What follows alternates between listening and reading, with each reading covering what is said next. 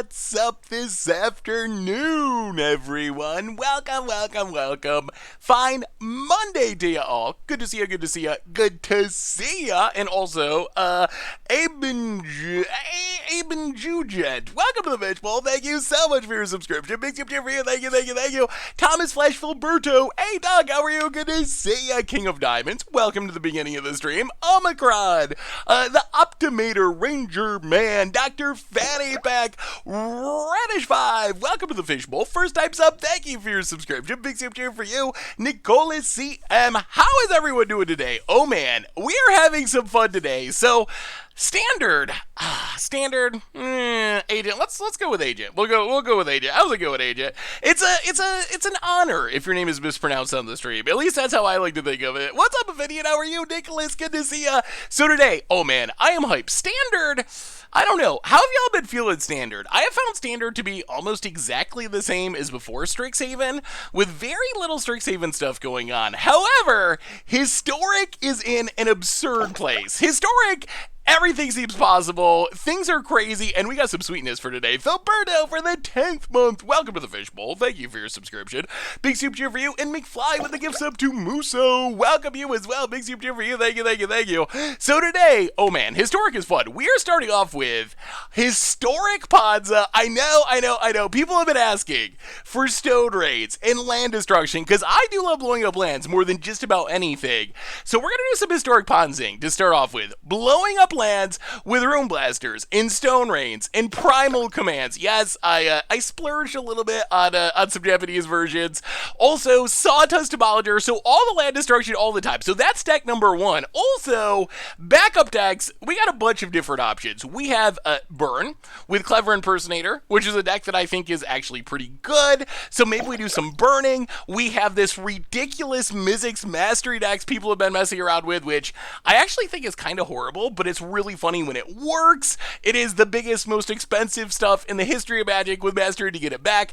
We have a Sultai Storm deck that we might try with Bolas's Citadel and Weather the Storm. We have the Storm deck we were working on last time, Citadel Storm, that we might try. So we got tons of fun stuff. We just got fun stuff 4 days in Historic today. So yeah, I am also looking forward to Historic Ponza. It is, so I think this is a deck, and we got to do our reminders first. Hey, what's up, Brett the Muffin?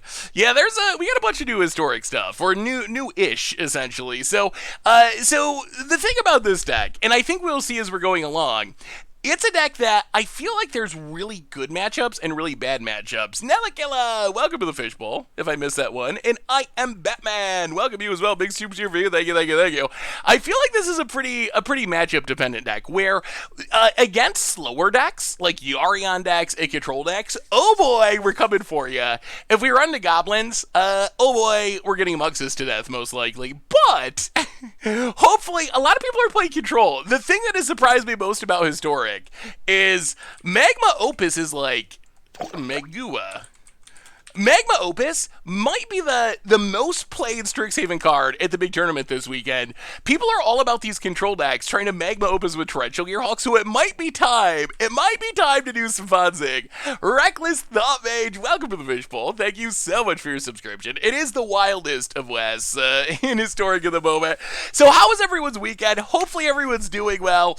As we're going along, we talk about our weekends, we talk about Standard, we can, complain about Wizards. I'm sure we can find something to complain about with Wizards. We can complain about Bone Crusher Giant and how it's killing everything.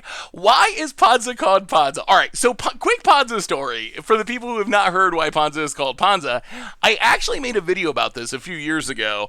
So we'll do the Ponza story, we'll do our reminders, we'll talk about the deck, we'll start playing Magic, then we talk about anything and everything. So, Ponza. You will never guess, unless you know the story.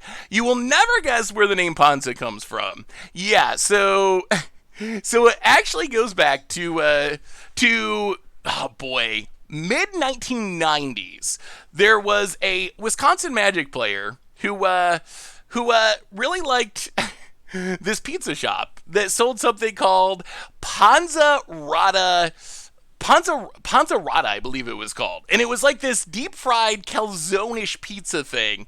And the person who created the original Land Destruction deck really loved these calzone things from their local pizzeria. And yeah, They named the deck after this deep-fried calzone, which it looks amazing. Like, I've never been to the place to eat them. If I ever go through Wisconsin for any reason, I'm going to intentionally go to eat a Ponza, but it looks like it will probably make you die if you eat more than like one or two of them. It's got to be like the most unhealthy thing I can imagine. Like, imagine the unhealthiness of a calzone, but then you deep fry it just to add on another layer of heart attack potential. So it's got to be like super unhealthy, but oh my goodness, I bet it is delicious. So no real connection to Magic other than the person who made the deck really liked it. So if you're ever in the Milwaukee area, I'll bring you one. All right, when I'm there, Jimmy's Grotto, that is the name of the place. Yeah, so I'm excited for it. It's gonna be sweet. This deck's gonna be sweet, and the Ponzarada looks pretty good as well.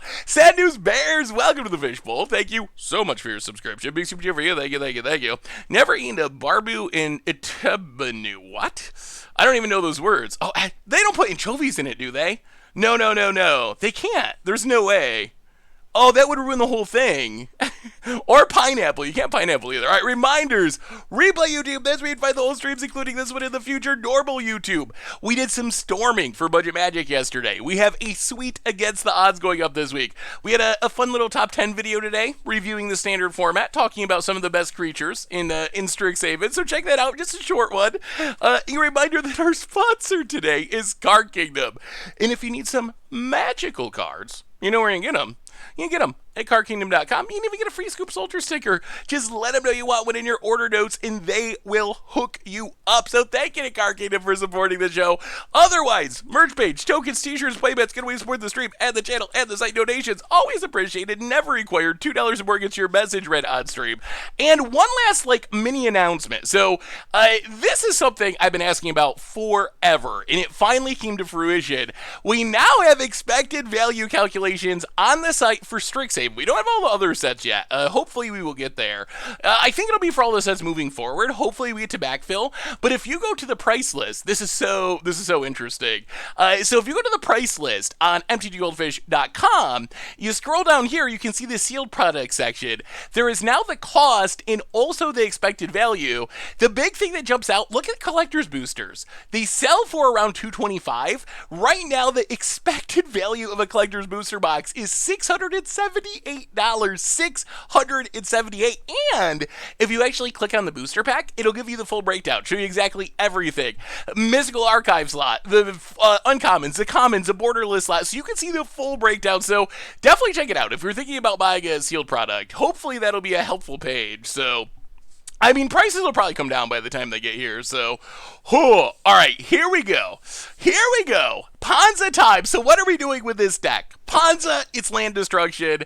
Our one and only goal is really to make our opponents miserable. Thomas Flath, welcome to the Fishbowl. Thank you so much for your subscription. Big scoop cheer for you. Thank you. So, this deck, we are... Wait, where's our... We lost our Chandra here somehow. Alright, so what are we trying to do with this deck? We have a bunch of land destruction spells. We have Stone Rain, 3 mana blow up a land. We have Goblin Rune Blaster, 4 mana with Kicker, blows up a non-basic land when it comes into play. We have Primal Command, can put a land on top of our opponent's deck. We have Sawdust Demolisher, mutates to Beast Within essentially, can blow up a land. So that is 16 cards that can deal with lands.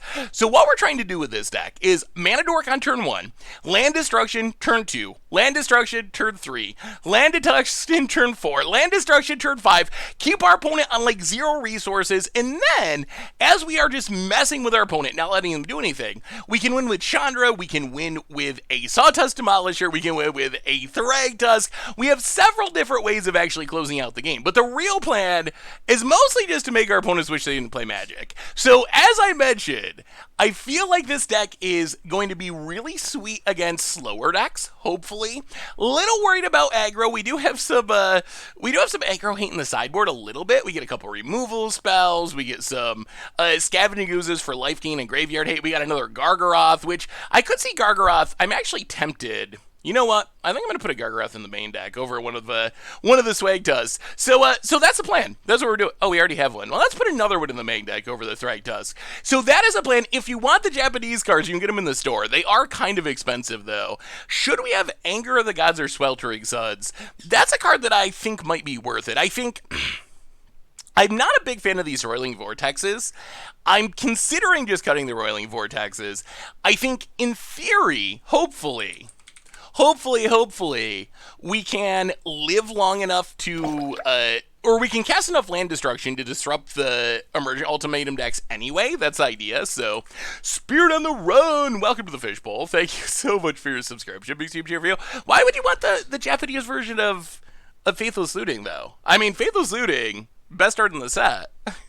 It is, right? It is. So this is a somewhat adapted version of a deck that someone played over on at the Hooglandia Open this weekend. So it has been somewhat tested by it's a lot of turn timbers. We're on the play. No ramp. We're gonna mulligan this. Too slow. Okay. Well, this is also not ideal, but I don't think we can go to 5. Oh, here we go. I think Cleansing Wildfire could be against a lot of decks. Some are playing 0 basics. Are there actually historic decks playing 0 basics? I'm the guy you know for the 8th month. Welcome to the Fishbowl. Thank you so much for your subscription. Big super for you. Thank you. Opponent's going to try to tax us. Well, Gilded Goose isn't bad. Play Gilded Goose. Play this on red. All right. So opponent's playing taxes. We should be okay-ish against taxes. Oxtitan. Oh, man. Historic is crazy right now. Welcome to the Fishbowl. Thank you so much for your subscription. Big super for you. Thank you. Oh, no. Is that our goose? Uh-oh. Well, we need to draw some lands. Ranabo. Welcome to the Fishbowl. Thank you so much for your subscription. Big super for you. Thank you. Land. Oh, taxes should not be very good against us, but we're on the mulligan and missing land drops, which isn't ideal. Yeah, we are kind of getting Ponza right back. So this taxes deck, I think, is good against, like, Storm-style decks. Good against our deck when we cannot cast anything. Good thing we put the Angers in the sideboard. I am doing well, Azenbull. How are you? Yeah, I don't know. Have anyone seen the, like, Ultimatum Graveyard Reanimator decks? I actually have not found those decks to be very good. The idea is sweet, but they feel so easy to wreck with Graveyard Hate, and when they get wrecked, they get really wrecked. Like, you play a Rest in Peace, and they just cry and scoop. This is not going the way we were hoping. All right. General Enforcer with a legendary human. Well, on to game 2. Yeah, that is why I don't believe in mulliganing. You got a mulligan in the current era, but it's so painful. Well, we'll bring in a bunch of removal. We will go down a couple of primal commands. We will go down. So is land destruction even effective against this deck? Probably not especially. The aggro matchups are the matchups where our land destruction plan is a lot worse. So I think we mostly just want to bring in a bunch of removal and go down a bunch of Stone Rains and kind of play like a weird Gruul mid-range deck, essentially. Something like this. We'll still have a little bit of removal, but so far, the best Storm deck I've played is Elemental Coco. I have not seen Elemental Coco Storm. Do you have a list? How do you play Elemental Storm? I've been playing with the historic Storm deck you showed and having a blast. Have you tried it out yourself? Wait, what? What Storm deck? The mono red one or the Sultai one? I mean, I guess I've tried both of them. We played mono red Storm for Budget Magic yesterday. And that deck, yeah, mono red it's pretty sweet. This deck, our opponent's deck would probably wreck us, but oh no, oh dear. Well, now we're having the exact opposite issue with last game. All lands, no action. The Sultan one is super fun too. How do they fix standard? Yeah, would you like to name Forest opponent? How do they fix standard? More rotations a year. That is, I think, almost certainly the correct answer. Opponent, you guessed wrong. Kill the Meddling Mage. Play the land past the turn. Okay, this is going better. This is going better. Do you think a control list like this would be okay for Historic? Oh, the green screen's looking a little wonky at the moment. Can we fix the green screen? Haha! The all land hand wins again. Nice. Photo sees our all lander and says nice. There we go. That's a little better. Well, take up Chandra. I guess we should play the land first. Play the land, take up Chandra. Hey, and, oh my goodness. That is a very large amount of lands. That is one of my favorite. That's one of my favorite Futurama episodes. That line, it gets me every time. The conservative sandwich heavy portfolio. What a great line. Would you think Song of Creation, bridging as a storytelling storm deck would do well in modern, both competitive and casual? Ooh, it sounds like it'd be really fun. The challenge with Song of Creation is... Oh, wow, that is an insane... That is the perfect card. That kills Chandra. Oh, boy. Well... It's starting to look like our plan of just drawing every land in our deck is not a good one.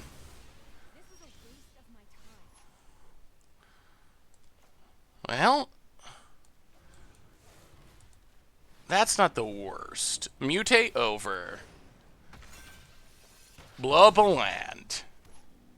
Play a land. Smack ya. That was a good draw. That was a good draw. Santos Demolisher coming through. Well, let me see Jimmy Thermo. So yeah, that's the hard part about pulling off the storm plan.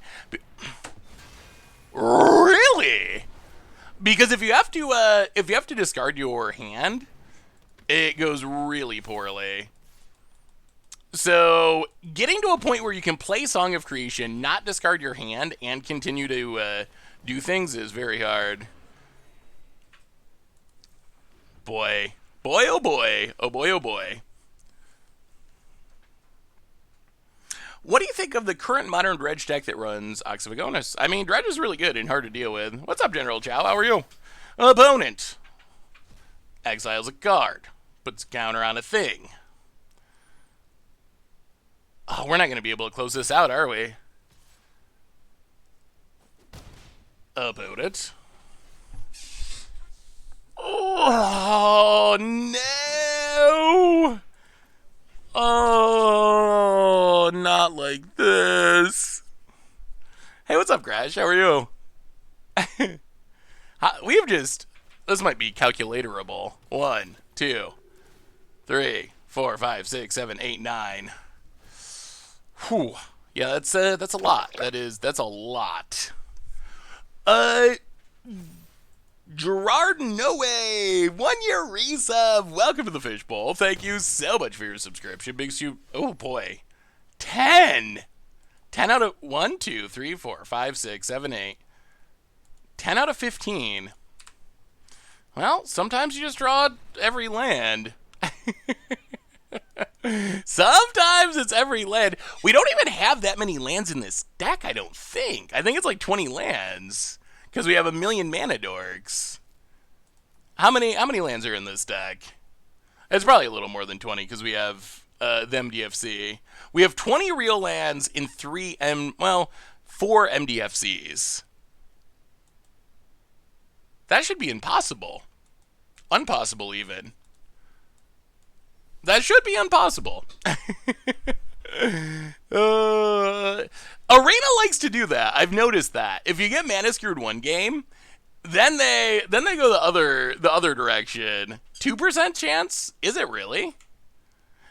What if you don't consider the MDFCs though? Because MDFCs at least do something. Like if you calculate it based on being a 20 land deck, because we didn't draw any MDFCs. So 20 lands, 15 cards, 10 lands. Yeah, so 0.02? That's yeah, okay. Well, this hand's mana screwy again. Well, I guess we keep it. I don't know about this Slumber Mound.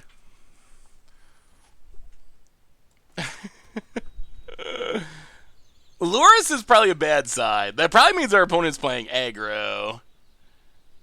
Well, green mana. Give us some green mana. Well, I mean, nothing's impossible in Matt. Cursed! Cursed! Cursed! Cursed already. So how was everyone's weekend? Pest combo. Ooh, let me see MTG name. Faithless Looting. New Moonant. Witherbloom combo pests. I think that pests are one of the cooler things to come out in Standard. One of the only things to kind of come out in Standard. The only problem with pests is the power level is just not very high. I think pests is like one of the sweetest decks to come out of Strixhaven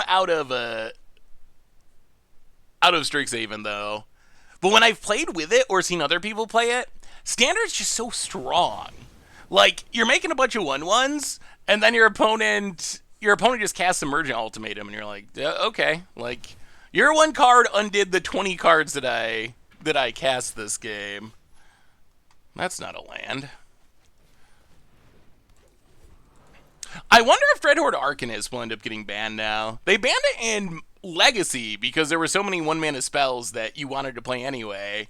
And now in Historic, Faithless Looting, Brainstorm, etc., etc., etc., I think you could make the same argument.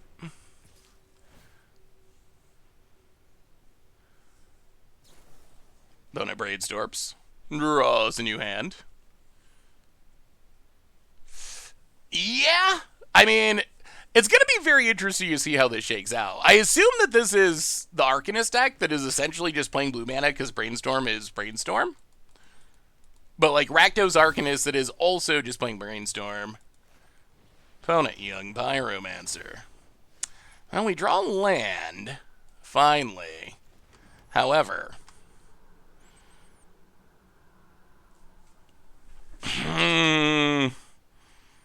not good. Still not good. What do we do? So we can blow up a land, but then our opponent just goes off, continues to go off with this Arcanist. We can play Chandra and kill Arcanist, but then we lose Chandra and we get wrecked by Pyromancer. I don't know if there's any... There's no good answer. Yeah, I mean, I guess we gotta kill the Arcanist, but that doesn't... Well, kill the Arcanist. About it. I think a lot of stream-friendly decks make Arcanist look way better than it actually is. I mean, really? That's an interesting take.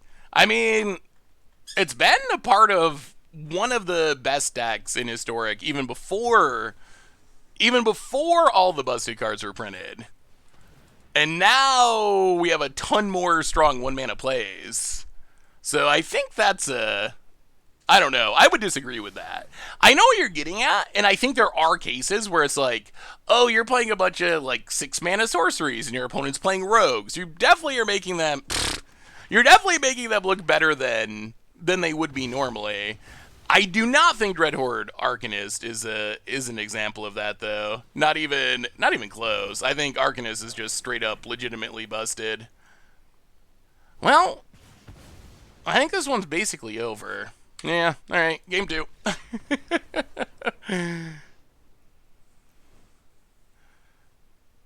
Want to play some Ponza with Mana Tithe. I mean, I do love Mana Tithe. Spoiler Fat, welcome to the Fishbowl. Thank you so much for your subscription. Big super for you. Thank you. Well, I guess we gotta bring in all the graveyard hate. We once again need to cut, sadly, all of our land destruction. It's very sad to be Ponza and have to cut all your land destruction, but I'm not really sure, like, what do you... I don't feel like blowing up lands does anything. I mean, that's kind of the... Yeah. That's kind of something we talked about when Stone Rain was spoiled, of why it probably wasn't going to be a super competitive deck. Simply because there's a lot of efficient decks and not a lot of efficient land destruction. So it's very matchup dependent. Transfer would be insane. We have both Gargaroth and Thragtusk. Thragtusk gives more immediate value against decks like Burn and other aggressive decks. Gargaroth is a better card overall. You can buy the Japanese card styles in the store.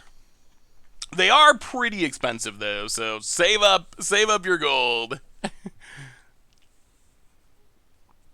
Transfer Historic, I mean, meh. I mean, I feel like here's my take. If Wizards is gonna give all these busted cantrips and so forth, like if they're gonna put all these busted cheap legacy and modern cards in the format, I feel like we need the busted interaction as well. That's my take. Having more 3-mana land destruction would also be helpful, but well,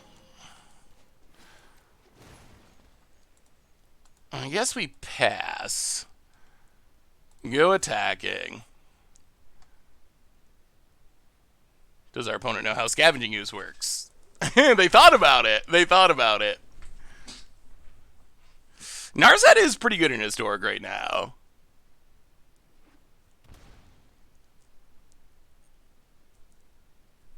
Opponent. The one and only Kim. Yeah, I played a couple of games, so I may have played against your friend. Oh boy. Here they come. Would Chalice of the Void be good in Historic? It probably would in the current iteration of Historic. With Brainstorm and Faithless Looting being the two most important cards, I don't think it would have been good in, like, Historic from a week ago. But I think in Historic of right now, I think it's very good. It would be very good. Opponent. Well, hopefully we draw lands. Goes attacking. Well, hopefully we draw some lands. I mean, our opponent's deck looks like a...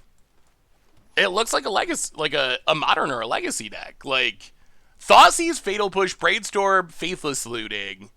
That's not even modern. That's banned in modern. That's not allowed in modern. It's legacy. Our opponent's playing a legacy deck, essentially. You don't get the Force of Will, but other than lacking Force of Will, that seems like a legacy deck to me. Well, I guess we blow up the steam vents. Smack ya. How do you like Cardboard Live? Cardboard Live is amazing. Oh, what? They really are playing Legacy. Munas, welcome to the Fishbowl. Thank you so much for your subscription. Big super for you. Thank you. Yeah? Did not... Man, the land would have been so good here. So good.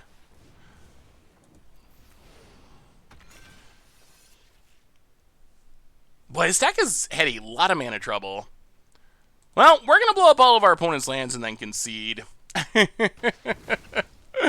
If we had hit the land, we could have made our opponent gain life to kill the Death Shadow, but wasn't meant to be.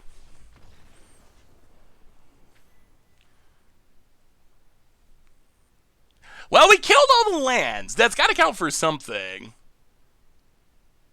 One more turn. Wait, how is there one more turn? I mean, 3, 6, 9. I don't see how we survive another turn. Yeah, I would like Chalice of the Void, Trinisphere, cards like that in the format. I really feel like those are... So here's one of my issues with modern Magic design, is wizards will, they're very willing to print busted creatures. And with Mystical Archives, busted like cantrips, things to help you find your busted combos. But they are very hesitant to print the interactive spells for that. You can't have hate cards anymore. You can't have the Trinispheres of the world. So that's one of the weirdest things, I think, for me is I don't know. I guess I just don't really understand what they print into this format.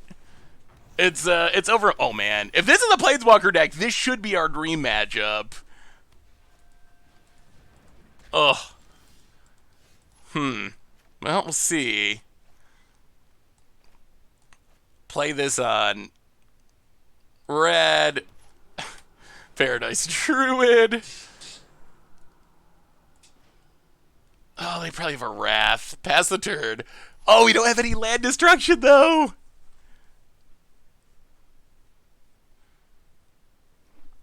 Opponent. Mind Stone. Passes. Clothis. Doesn't do anything. I'll play this. Chandra.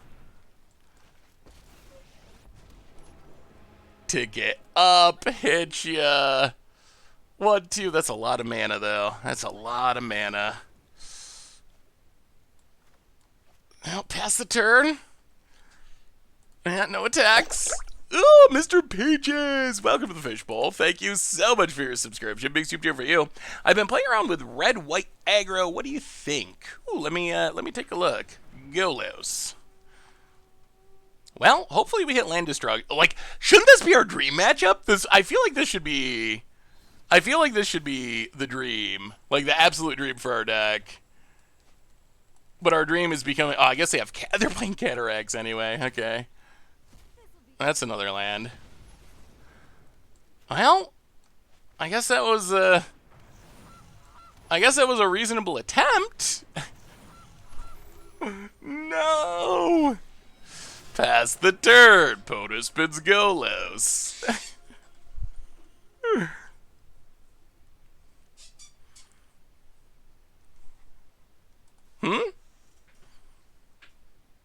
Oh.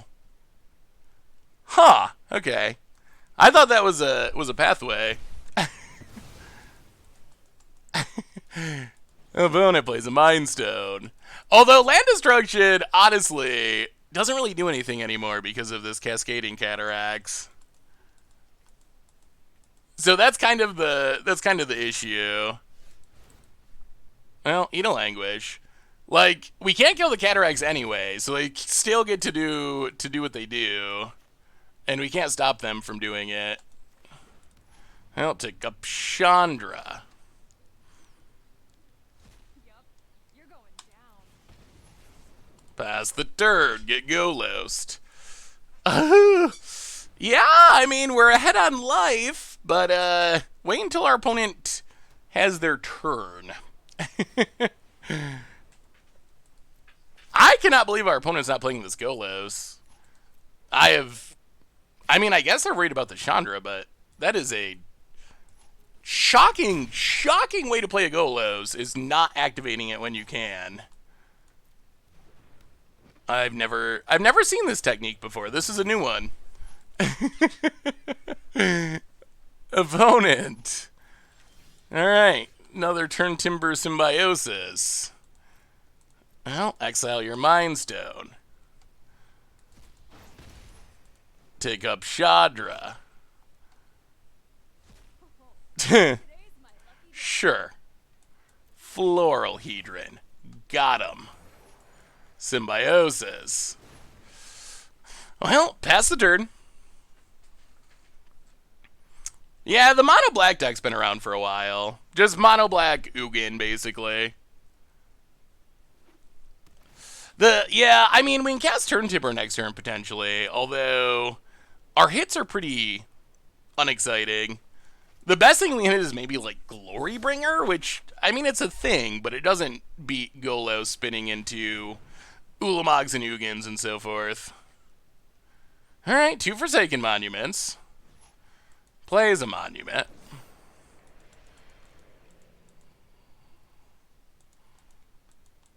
About it. Yeah, so Symbiosis opponent casts another monument. Huh. Opponent's going big. Definitely going big. Goes to combat. Attacks. Well, I guess we block. Chandra's... We can't Symbiosis anyway, so... Yeah. Bona passes. That's Stone Rain. I mean, we are land destruction. That is what we came here to do. Well, take up Chandra. Unfortunately, our opponent has quite literally infinite mana. Yeah, we're just dead. We're super dead. 1, 2, 3, 4, 5, 6, 7, 8, 9, 10, 11, 12, 13, 14, 15, 16, 7. So our opponent has 20 mana, but we have them all the way down to 18 now. So, score. We got him. Clovis doesn't really get us there, though, because this is gaining, at least, should gain 2 to 4, maybe 6 or more life a turn. So, yeah. The odds of us surviving, like, the next 4 Golo spins are pretty slim. Yeah, we get to bring in a Braid, which is... A Braid is good. Hey, thank you, Zerly. How are you? Opponent. Yeah, that is indestructible, rarely relevant on Cascading Cataracts, but incredibly relevant for our opponent here. All right. And that's enough where we will call this. Boy, will we win a game with Ponza? New question.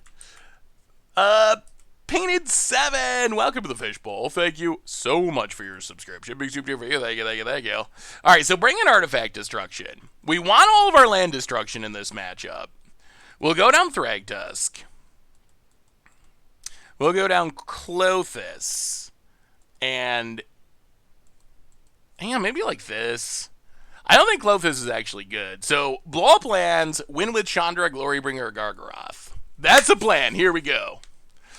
I mean, if Golos is coming down, we're losing, I think. Do you accept viewer submissions for Against the Odds? How would I go about submitting a list?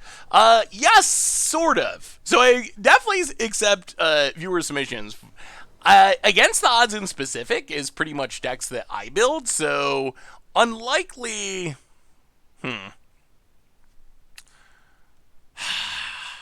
So what do you do with hands like this, do you think, chat? Like, so if you'd like to send me a deck, Quirion Ranger, saffronolive@mtggoldfish.com is the easiest way to do it. You can also put it in the chat, but I would also encourage you to send it email so I have a hard copy of it.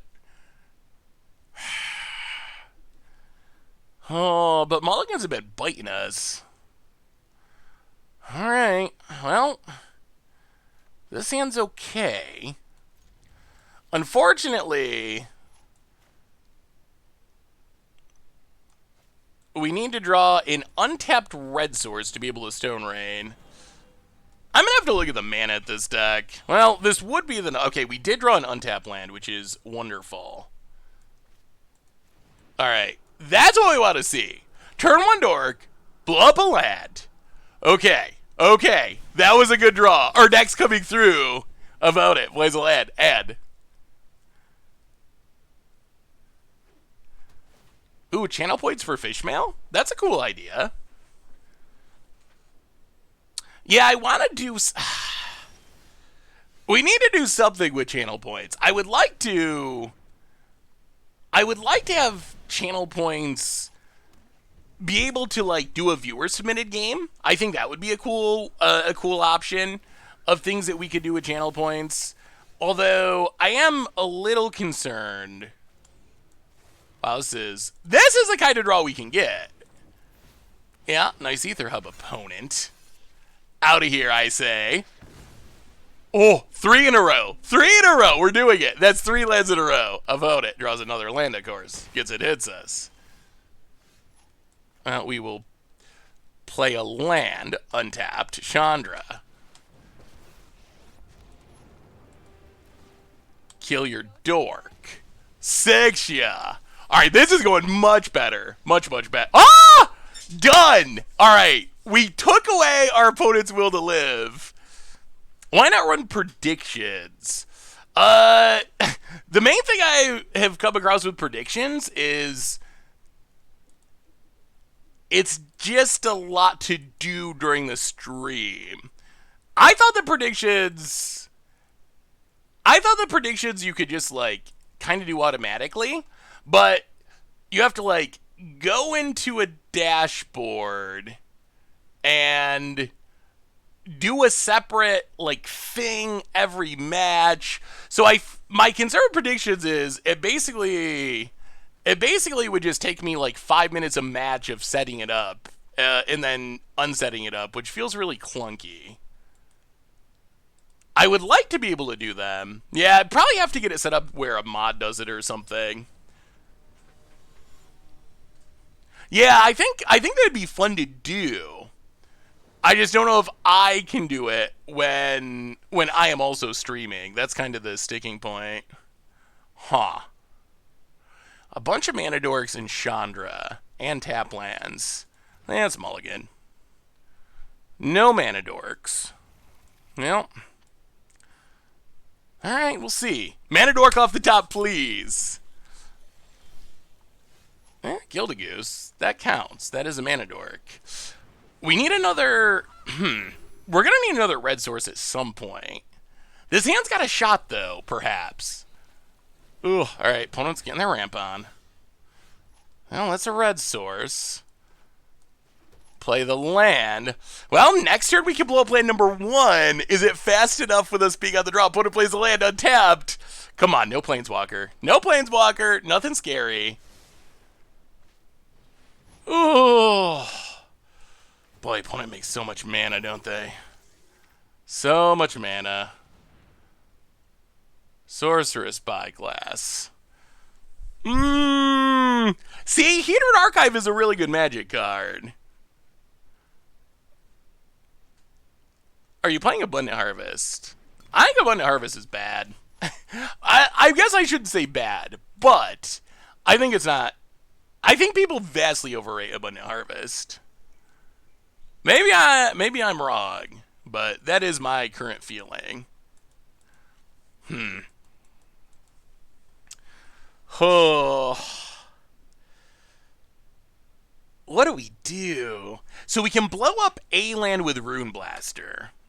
But our opponent still has 1, 2, 3, 4, 5. We can blow up Hedron Archive with Sawtusk.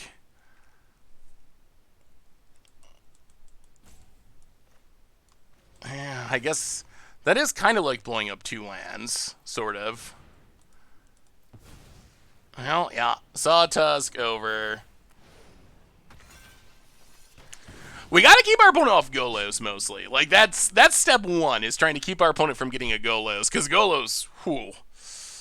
That not only ramps, but then... Okay. Cataracts.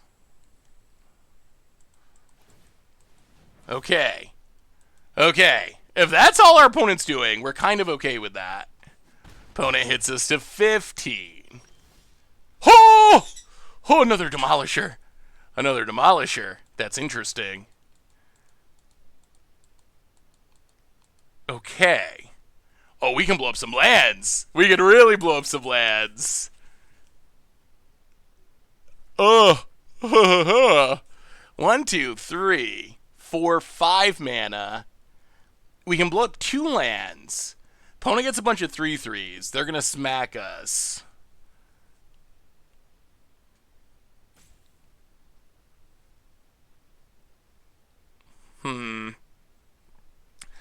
Yeah, the question is...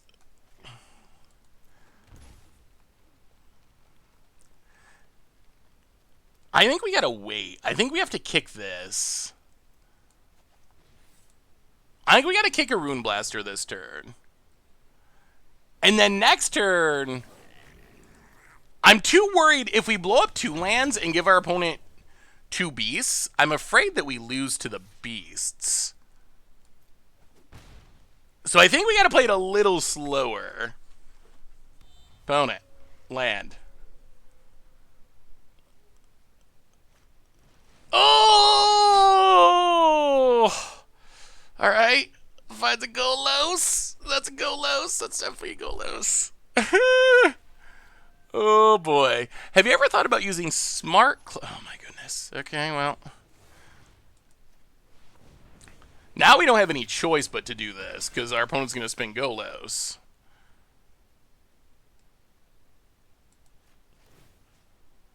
One, two, three, four.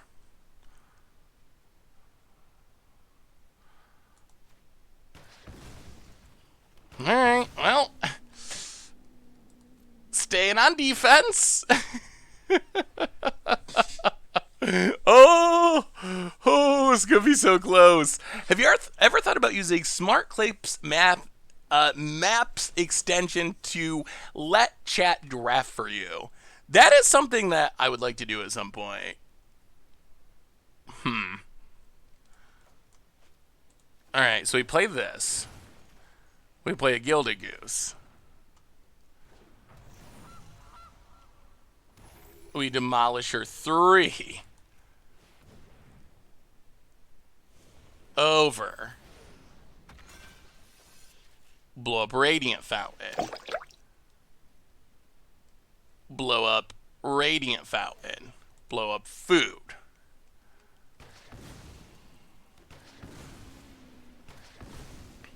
Oh, pass the turd. Don't die, don't die.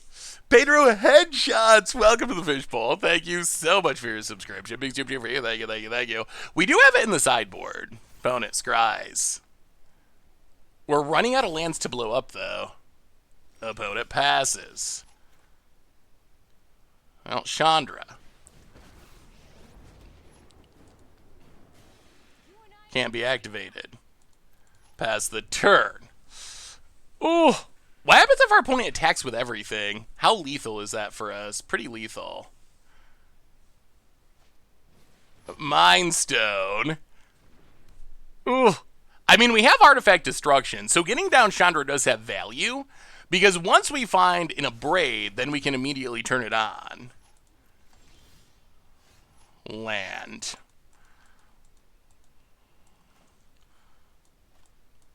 I'll play the land and pass. What a weird standoff. Opponent finds a land. Back up to 4 mana. Temporarily scries to the top. Draws a card. I wish we could attack. Well, make a food. Come on, one more Sawtooth Demolisher. One more. Make a food. Gates of Life. Oh, this is interesting. Opponent. Yeah, we can blow it up with a future Sawtooth trigger. Gilded Goose. Well. Kigarood Blaster.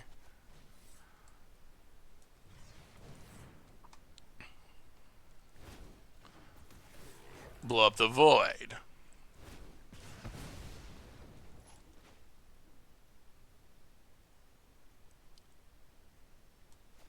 Pass the turn.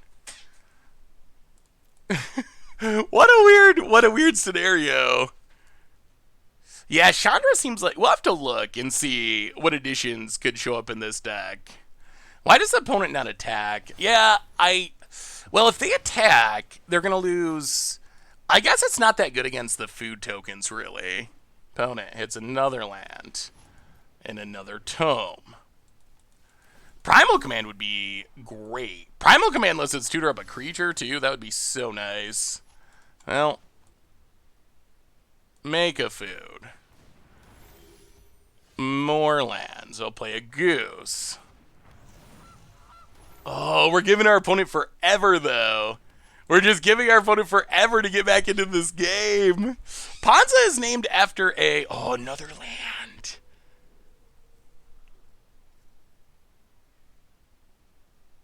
If they have the mana doubler, like, we're down to one turn to draw something. Extinction event.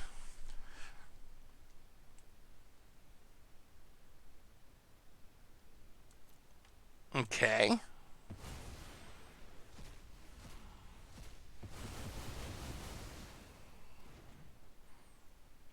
That doesn't seem that good, though. Opponent.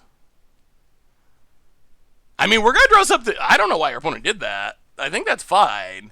Sooner or later, we're going to draw something. It's got to happen. Opponent hits Chandra, sure.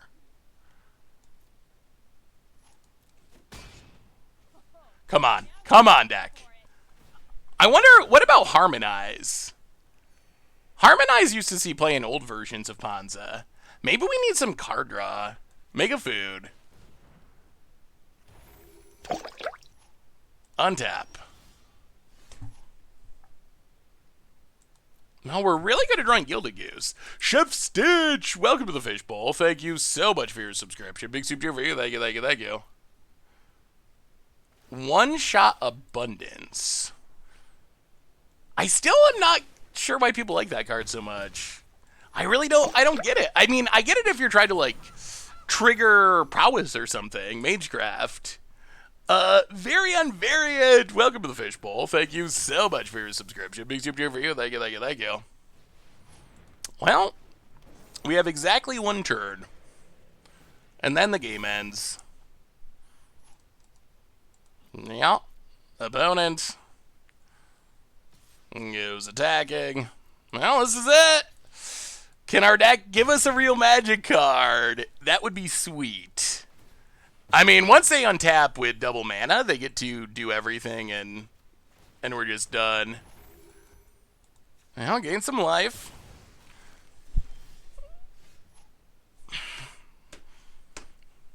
Yeah, not time for that. Well, yeah. Oh, poor Ponza. Tanos for the 38th month. Welcome to the Fishbowl. That's a new again, and that's the game. Thank you so much for your subscription. Big soup cheer for you. Thank you, thank you, thank you. Oh, boy, that was some fizzling. Brew this jank after realizing Death Shadow triggers Sarkhan's Unsealing. Ooh, Avian! Welcome to the Fishbowl. Thank you so much for your subscription. Big soup cheer for you. Thank you, thank you, thank you. Ugh. Brutal, brutal, brutal. Red, white, aggro. I like red, white, aggro.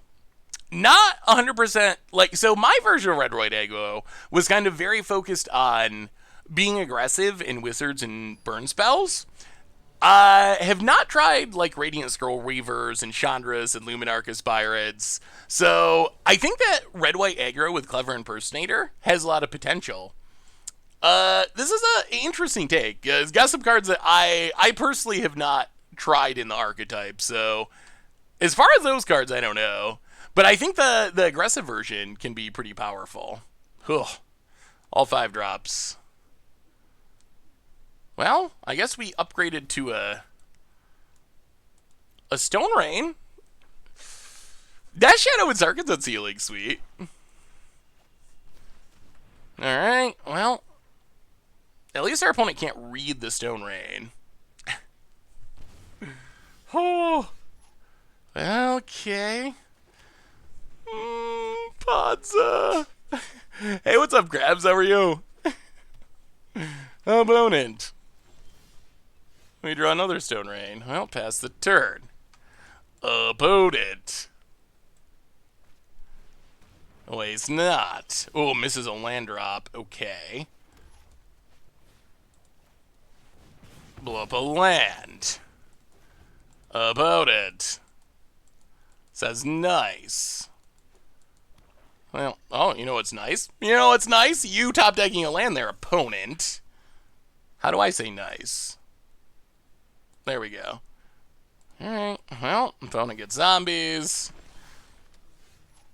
Opponent I'm about to get muted. Play a land, pass the turn. Opponent taps. We need this goose to live so we can mutate Sawtooth Demolisher and get rid. Oh, the worst card in the history of Magic.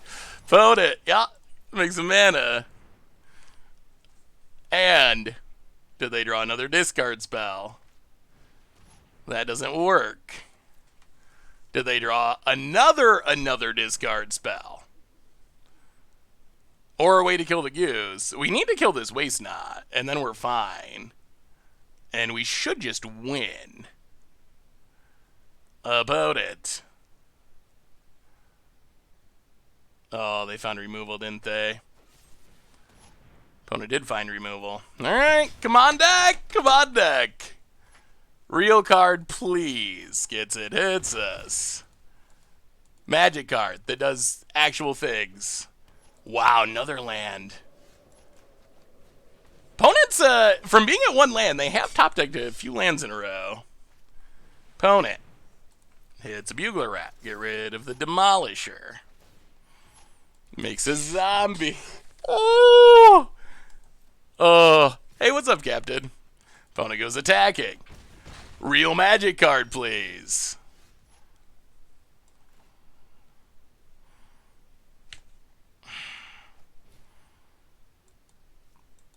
I mean, we have to do this, but I'm not actually sure this matters because if our opponent has discard, we just lose it again. Alright, well, take a Gargaroth. See if our opponent has a way to make us discard it. There's the Waste Not. Goes attacking. Play Gargaroth. Nuppy Duck! Welcome to the Fishbowl. Thank you so much for your subscription. Big soup for you. Thank you, thank you, thank you. About it. Davriel. Makes us discard. Gets a zombie. We get hit for 2.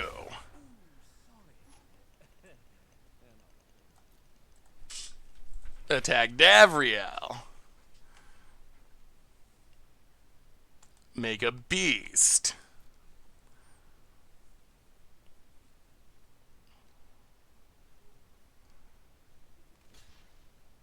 Opponent blocks with all the zombies. And all the rats. Alright. Well, kill the zombies. Blow up a land. Pass the turn. Oh, any creatures that punish discard decks? No.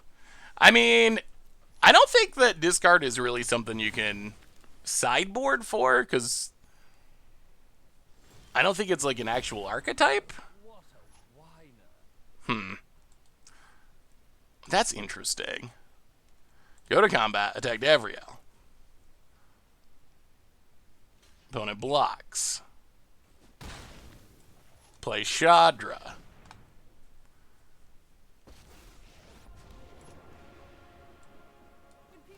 Kill Bugler Rat. Staying empty-handed means Waste Not doesn't do anything. Pass the turn. Okay, we're in it. We're in it. Avoda adapts. Yeah, there are hate cards, but we're not playing any. Well, kick a Rune Blaster.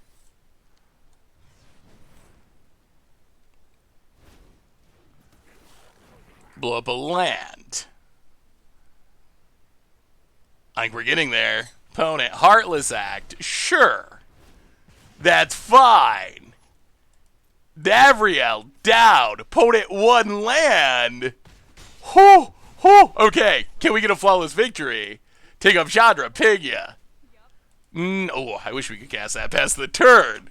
Alright, this is what Ponza wants to be doing. Opponent draws a land. Well, we will play a land. We'll take up Chandra.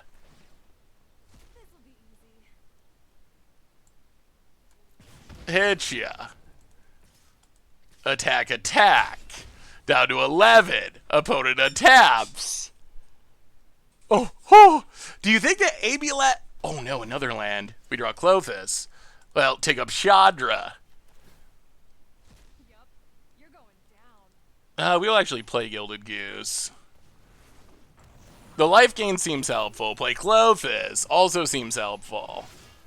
Hit ya. I think we're gonna get it. Do you think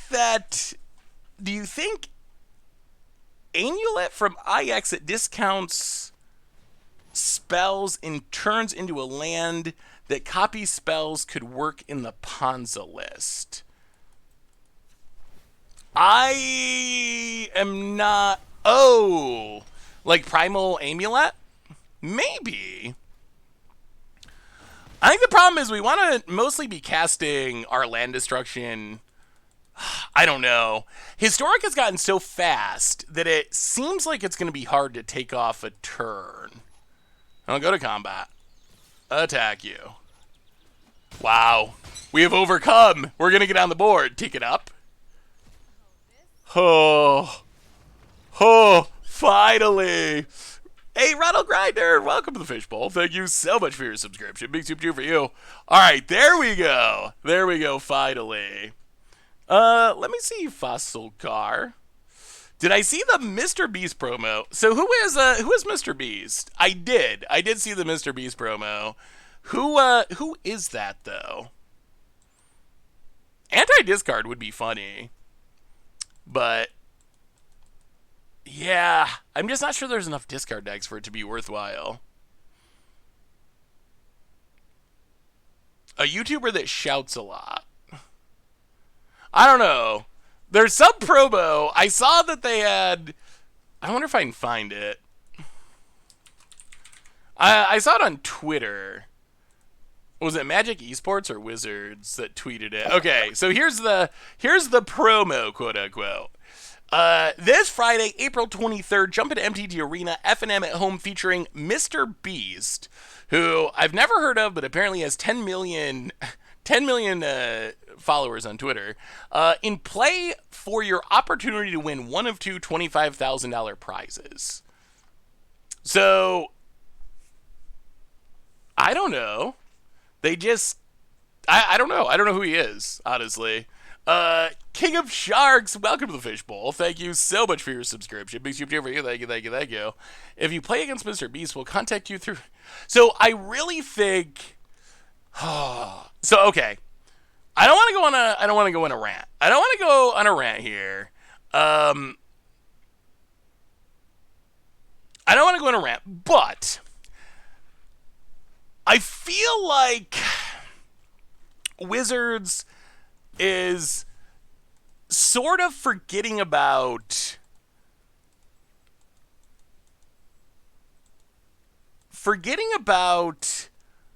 all the people who have been playing their game for a long time.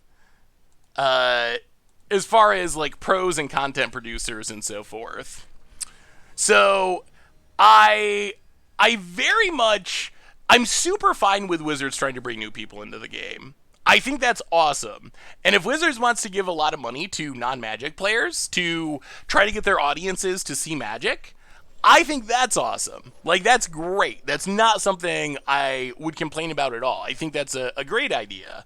At the same time, it really kind of hurts me that Wizards has money to pay Mr. Best or Beast, whoever that is, with a ton of money, But it kind of hurts that Wizards has the money to pay, who knows, tens of thousands of dollars to Mr. Beast to promote this arena thing when they're also canceling like early access event that they do for the community for basically $0. So that's the part that bothers me. I think this idea of promoting the game by reaching different audiences is great. But at the same time, why would you also take away the like small things that help the community? Wait, I don't think Mr. Beast is paying his own money for this. Like, I feel like it has gotta be Wizards money. I mean, is Mr. Beast a Magic player? Like, I mean, I don't care if he's a Magic player or not, but if he's not someone who plays Magic, why would he just suddenly be like, "Hey, here's $50,000. Here's $50,000 for this game that I've never heard of before. Come play against me." That seems a little bit strange. So I think it's gotta be Wizards money.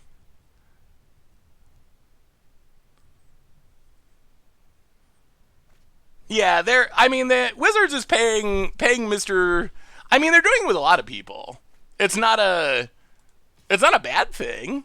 It's a good thing. They've been paying a lot of chess players. They've been playing the guy that just did like the 31-day stream. Wizards is dishing out a lot of money to sponsored for like sponsored content right now, which is awesome. Like that's probably a great use of their advertising budget. But oh, thank goodness. But it's also happening at a time when Wizards promised a ton of money to pros and then didn't pay it to them. Cut early access for no super discernible reason. So, in the context of everything that's going on with the people who have been playing Magic for a long time, that's the part that gets me. Like, they can cut, $2 million out of the pros prize pool and not say anything about it. But then they have the money to pay, someone with 10 million followers to do to do a sponsored stream. Just do it both. They're making like they made $900 million last year or whatever, some ridiculous amount of money. Like, do it both. Pay Mr. Beast and also, oh, we're gonna win this, and also have early access event. Like that's all I'm saying. I think we can do it. I think we can do it all. Let's draw a card. Never wrong to draw a card. Opponent. Oh, we had lethal if we attacked with everything, didn't we? That might have been a little punt. Yeah, we should attack with... Well, I guess we didn't. Well, out of cards. Oddity Odyssey! Welcome to the Fishbowl. Thank you so much for your subscription. Big super cheer for you. Thank you, thank you, thank you. So yeah, so that's my take on it. I mean, I think it's awesome to see people bringing... Wizards bringing all those... trying to bring new people into the game. That is amazing. And opponent scoops it up. Pros aren't that entertaining. That's the problem. Best MTG players are awful to watch for the most part. I mean, to each their own, I guess. I think that's like kind of true. I think one thing we've learned in the era of MPL is being, and I guess all games have learned this, or many games, that being a good player of a game doesn't necessarily make you a good entertainer or streamer of that game. There's people who are amazing at Magic. They're different skill sets, basically. Like, the skill sets that make you really good at Magic are not necessarily the same skills that would make you a successful streamer at Magic. And I think that's probably true of most games for the most part. They're just, they require different things. Like, what they're asking of you is very different. All right, can we update this deck at all? Let's update this deck. Tano's handing out the gift subs to Sir Mars, and also a ton of them. Tano's coming through. Vashtiu, a dude with good. Distaxa, Boarlord, Nago, Void, Milk Ready, Finkel, Quizzard, and Randall, you and Quantum. Welcome yourself to the Fishbowl. Thank you so much for your subscription. Big super for you. Thank you, thank you, thank you. Oh, let me take your look. Historic, Ponza, Gildagoose, Llanowar, Rune Blaster, Bone Crusher, Gargaroth, Stone Rain.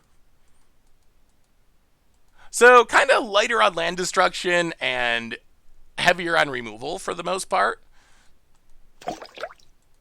So yeah, I mean, is a land destruction good? I wonder. How does a land destruction feel when you're not backing it up? I mean, the the holy grail are people who are both. And I think in the Magic world, the best example of someone who is both is LSV. LSV, one of the top 5 players of all time, and also LSV, one of the top 5 I don't even know, Magic entertainers, streamers, content producers, I would say. Nassif's another one. Nassif kind of came around the opposite end, where Nassif was not really much of a content producer, but then since Nassif has started doing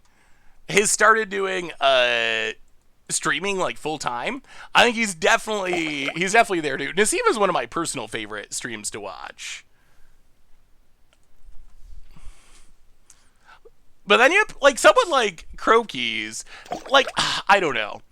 Crokies doesn't have the pro, I don't know, not chops, because Crokies is a great player, but he doesn't have the results, the pro results. The same with, like, Caleb. Caleb, also a really good player, or CGB, but those aren't Hall of Famers, like Gab or LSV. So I would put them more in, like, good content producers. Day 9, great content producer. As far as being a Magic player, I don't think I don't think Day 9 considers himself to be like a pro level Magic player though. Not that, I mean, if you're doing a Magic stream all the time, you're going to be at least semi decent at Magic most likely, just because you're playing it all the time.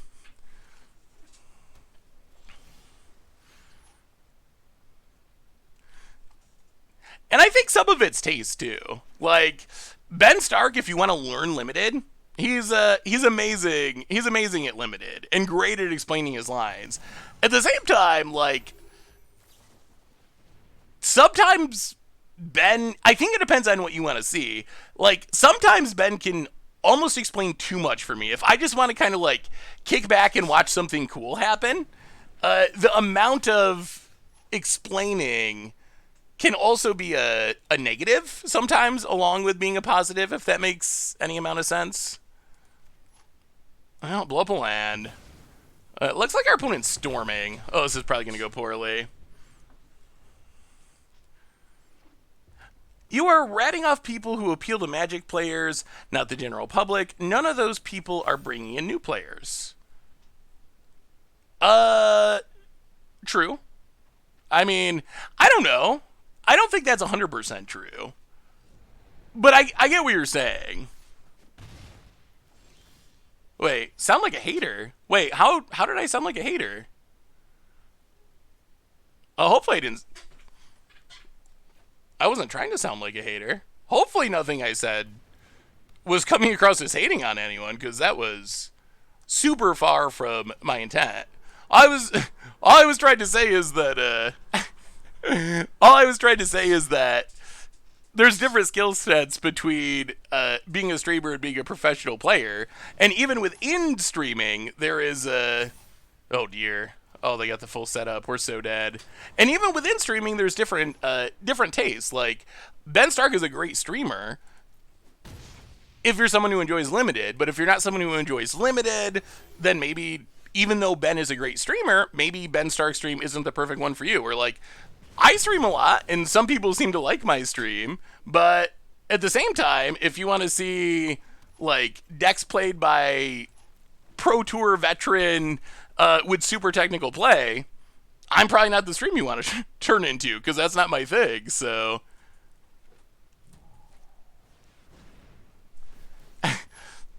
I'm sure someone somewhere liked it once, Danos. There's gotta be. There's gotta be someone somewhere that liked it one time. Wow, salty? Really? That's so weird. Is that really coming across as salty? I'm so confused. Hazard's my opponent has all the cost reduction. Opponent. Huh. Well, maybe that came across a lot different than I was intending. Opponent. Oh, opponent just has such a setup at the moment. Well, put it on top. Search for a creature.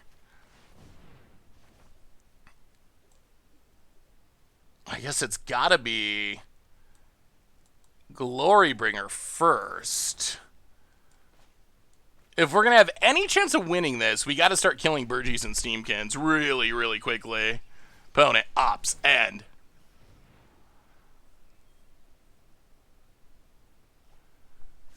Draws a card. Yeah, Ponza, it's been... Oh, okay. Well... Oh, what do you think, chat? Do we want to sit through this? I'm leaning towards no. Oh, okay, we don't have to sit through it. Because our opponent, they have infinite mana, they have Hazaret's Monument, so we know they find Grape Shot. So, alright, so that is deterministically lethal. Hey, what's up, Tangerine? How are you? Well, I guess we want all the removal we can muster. The easiest way to deal with the Storm deck is just killing all their creatures. Sadly, this is another matchup where I don't think land destruction is especially helpful. So we're going to turn a bunch of land destruction. That's something we've run into a lot this in our matches, is that... We've run into a lot is, like we talked about in the beginning, it's just very matchup dependent. We've sideboarded out our... well, they have Hazaret's Monument, so they get to infinitely loot. So they have infinite mana, they have Hazaret's Monument, so they get to infinitely loot, so the end result will be them finding Grape Shot. Unless they forgot to put it in their deck, but I don't know if we want to play to the... Maybe they forgot to put Grape Shot in their deck out. If we're up against LSV, maybe, but...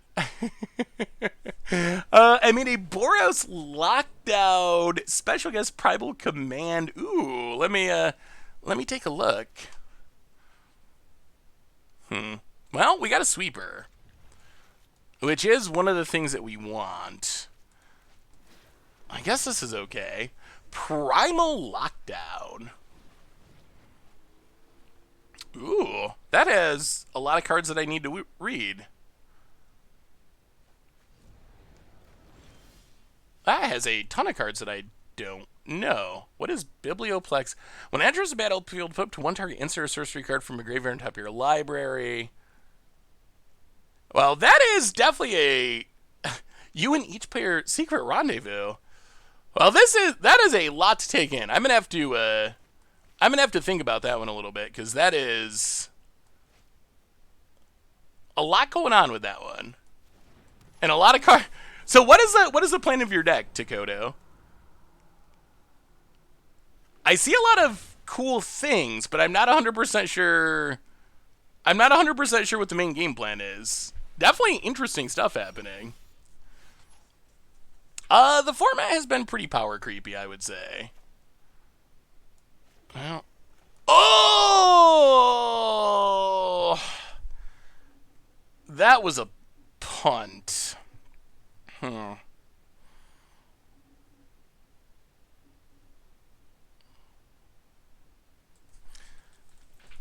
thought that was gonna come into play on tap, but it is not.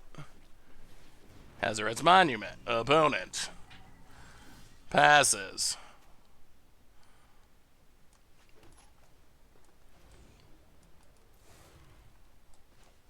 No, Saltos Demolisher. Over. Blow up the Monument. Go attacking. I mean, if we could clean the board with this Anger next turn, we might be in good shape. Yeah, I just assumed that it was going untap there. The site doesn't recognize Mystical Archives as being legal and historic. Ooh. Real? Are you sure? Are you sure it's not one of the banned ones? Because the Mystical Archives that I'm using, like in this deck, show up as legal. Opponent has a... Wow, Memory Lapse. Okay, that is legal. Huh. So this is Storm with a bunch of blue cards that don't work with Steamkin. I don't know about that plan. Opponent has a Burgie. Well, opponent might win the game. Anger of the Gods. Oh! Whoa, whoa, whoa, whoa, whoa, whoa. Oh, if opponent wins from here. Oh, wow. All right, well, let's see if they piece it together. Faithless looting. Flashes it back. Yeah, I don't know about the blue card plan, honestly. Opponent.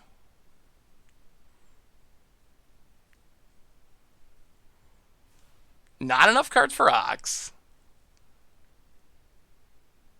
Not enough counters for Steam Kid. Ooh, no, this is Storm. Angus.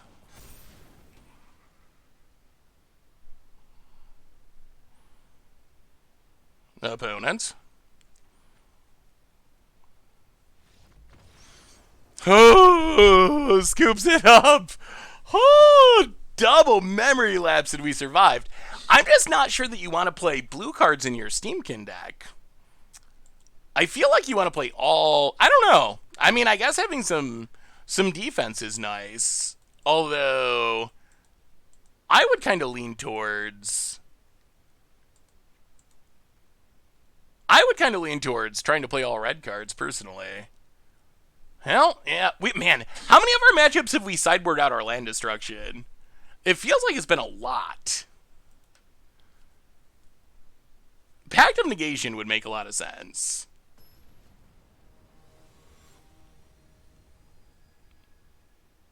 I mean, Monument, though, I think Monument's actually pretty important.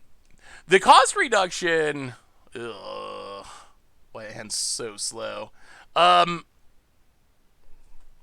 we want removal. Alright, this has removal. Primal Command to the bottom. Well, at least we can maybe kill things. If you want to protection, run Electrolyze or Prismari Command, but red protection then. Ionize? If you Ionize a counter that... Ooh, a Braid is nice. Ionize could be sweet.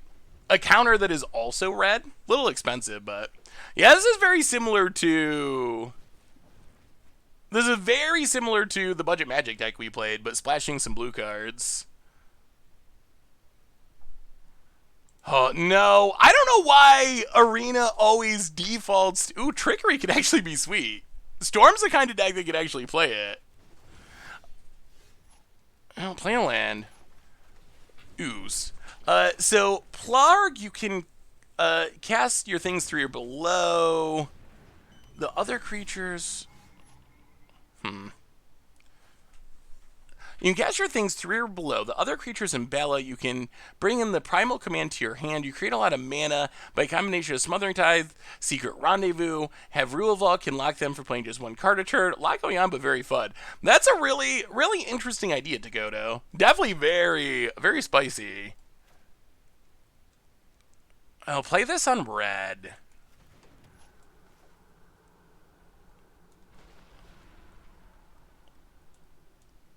Abrade the Monument. Eat the Ox. Go attack it. Down to 15. Okay, things are coming together. The Ooze is on the loose. Opponent, land dead. Abrades the Ooze. Well, let's play this. Play Chandra. Would you like to memory lapse? Of course. These memory lapses have looked very bad in our opponent's deck. Is that a floating book? That is just Cody floating around. Let's try it again. Opponent. Out of memory lapses. Tick up. Hit ya. Pass the turn, down to 11. Hey Seth, you got me into Constructed Magic after years of only playing Limited. I now love nothing more than turn 3 Ugin and Tron decks. That's not what my goal was. That was not my goal. I wasn't trying to get you into turn 3 Ugins with Tron heavy. What is our opponent doing? Maybe our opponent's just giving up on life. That is... Why did they loot there? Well, Clothis. Tap land. Why? Sniper, hey Seth, you got me into Magic. Star Cookie, you got me into Constructed Magic for years, only playing Limited. Now, I love nothing but the truth. Wait, who did this come from? Who sent you? Who sent you, Star Cookie and Sniper and Smello? What? Who sent you? Who put you up to this?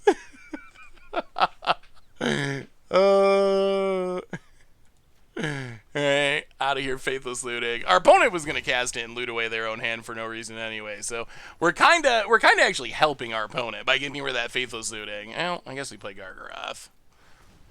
Alright, I think this one's over. And things have taken a turn. Things have taken a turn for the better. I think we're on a Ponza win streak. Is that 2 in a row? I think that's 2 in a row. Ah! No, that's still happening! It is. It's Chat Storm. Magecraft. Oh, bonus gives it up. But why Tron? Oh. If I've got people into playing turn 3 Ugins, I have failed. I have failed at my job. Memecraft. Oh. All right, chat. What do you think about where we're at with this? We're Ponzing. Do you want to try something else, or would you like to keep Ponzing? Oh, Bloodbraid would be so good. Destroy land. We have a new donation from Luxac. Yeah, Cleansing Wildfire. I wish if it just blew up a land, it would be good. I don't know if I wish it would do that. That'd probably be too good, but Luxac, $10 donation. Hey Seth, it's me. You got me into Construction Magic. After years of only playing Limited, I now have nothing more than turn 3 Panharmonicon in my sweet Tron deck. One love, good vibes. Luxac, thank you so much. Okay, that's a good one. If I'm getting you to play Panharmonicon, then I'm completely on board. Creeping Mold actually doesn't seem that bad.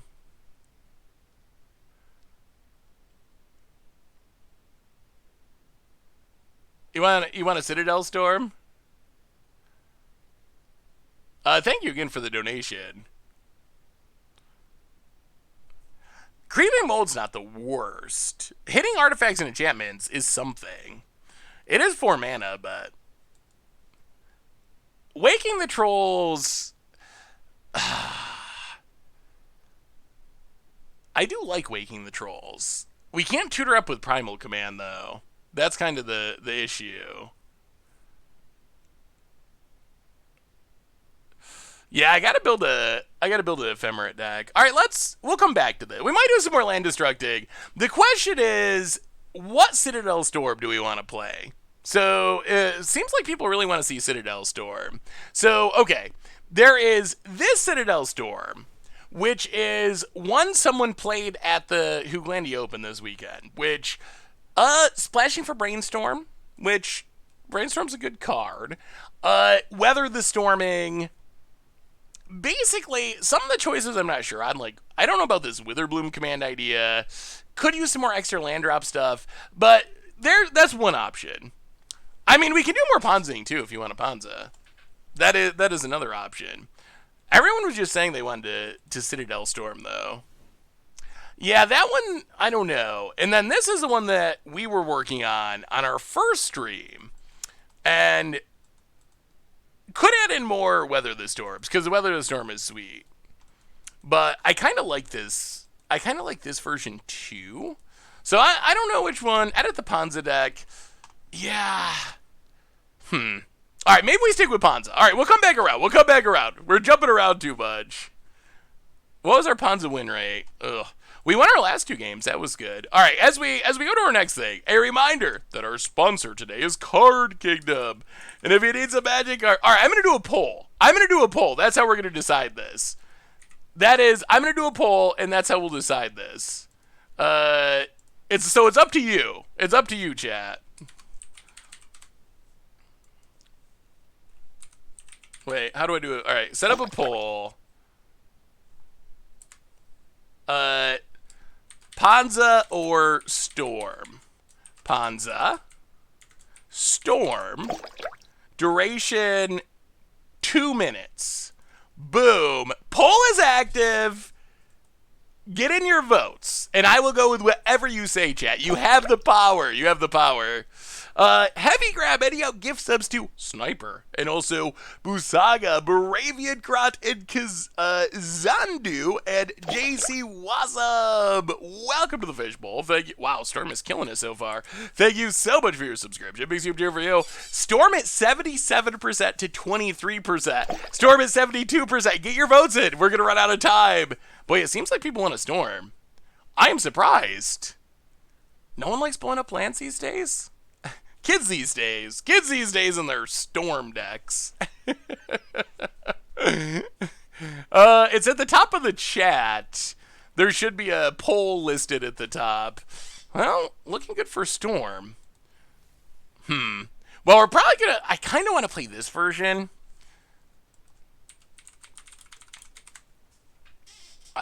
We add in more weather the Storms. Go down a couple tendrils. Trust it will get them eventually. This version, I think, is actually pretty sweet. Thoughtseize, Cry the Carnarium.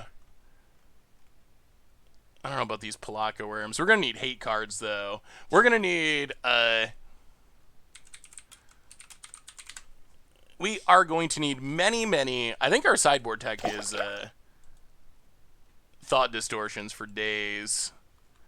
I think Thought Distortion is going to be a really good sideboard card. we got a sideboard for new Historic. Mattenberg, welcome to the Fishbowl. Thank you so much for your subscription. And Cisco, first time subs, welcome you as well. Thank you. How do we draw 3 cards without Brainstorm? Oh, we draw all of the cards with Bolus's Citadel. So here's the thing. I actually think that people overrate Brainstorm a little bit. Brainstorm's great, but Massacre Girl, Cry the Carnarium. We need Graveyard Hate. We can't play Grafdigger's Cage. I guess we need Leyline. Maybe we just go all hate cards in the sideboard. Leyline of the Void. In. Thought Seizes, Thought Distortions. Get rid of this Ulamog. And then...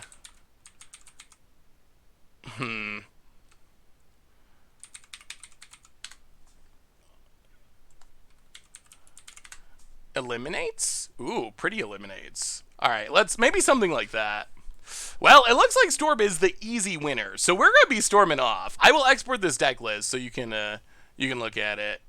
We'll start with this one. So what I was going to say is, I feel like people might overrate Brainstorm just a smidge. Like, Brainstorm's great, but is it really worth adding blue to a deck like this? Just have access to it and... I guess Thought Erasure, but you can play, there's a ton of versions of this that you don't need. You can play Thoughtseize. Like, Thoughtseize is better Thought Erasure. Like, is it really worth it to add a whole nother color to a deck like this just to have Brainstorm? I mean, it is good with Citadel. That is true. We're going to start, maybe we'll jump back and forth, but we're going to start with the version we've been working on because... It does do spectacular things. How good it is, I still don't know. But when it goes off, good God, does it go off? It really goes off. So updating in the chat, and then we will talk about the deck and start playing.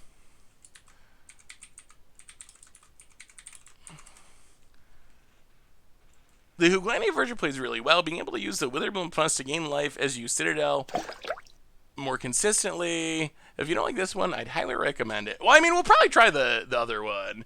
Mr. Mengu, welcome to the Fishbowl. Thank you so much for your subscription. Big super cheer for you. Thank you. This looks like an elite list. Now, this is... I don't know. This is my list. I don't know if... Maybe this is something that Elite did something like that in the past. It is possible. Alright, we'll start with this. Maybe we'll try the Sultai one too. You don't feel like it needs Dread Presence? Ah, Dread Presence is fun, though. We could take it out. Just play more extra land drop stuff.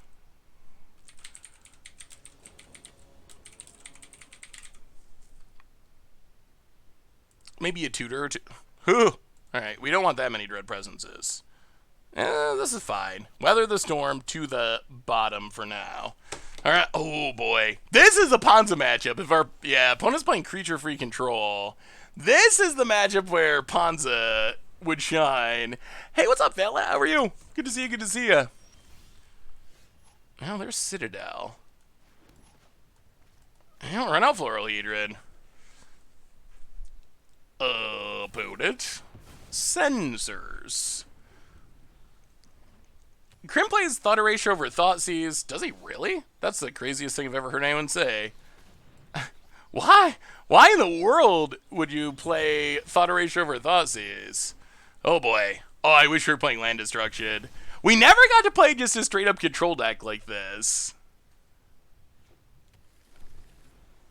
So my issue with Magecraft in this deck is we don't really have many spells.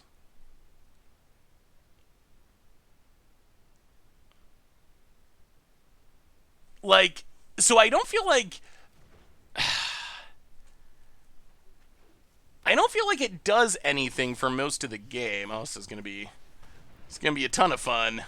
Missing land drops, pass the turn. Opponent, up to Teferi manas. Lovely, Narset. Okay, opponent. Don't usually catch your stream, but I love YouTube. Helps me get my Magic Fist file at school. Hey, thank you, Crystal MTG. Good to see ya.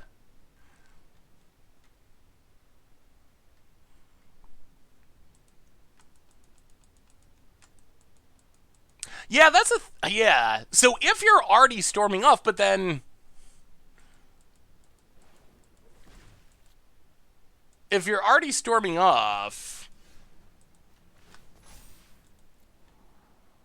can't you probably just win anyway? I guess would be my thinking. Well, this is one that's going to become more interesting after sideboarding. We have a lot of sideboard cards, which should be pretty punishing for our opponent's deck. Alright. And I think we will go to sideboarding. I don't really want to do this for the rest of the stream, so on to the next one. How much do you think you have to spend to get all the cards from this set? Oh, you do not want to hear the number. You really don't want to hear the number. It is ridiculously high. So, I have spent $350 on Arena so far, on Strixhaven, and I still probably need to spend at least $200 more to get all the mystical archives that are not banned.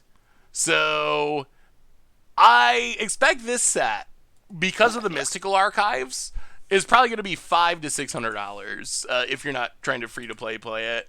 I actually counted this morning. I'm $350 in, and I need 16 mythics.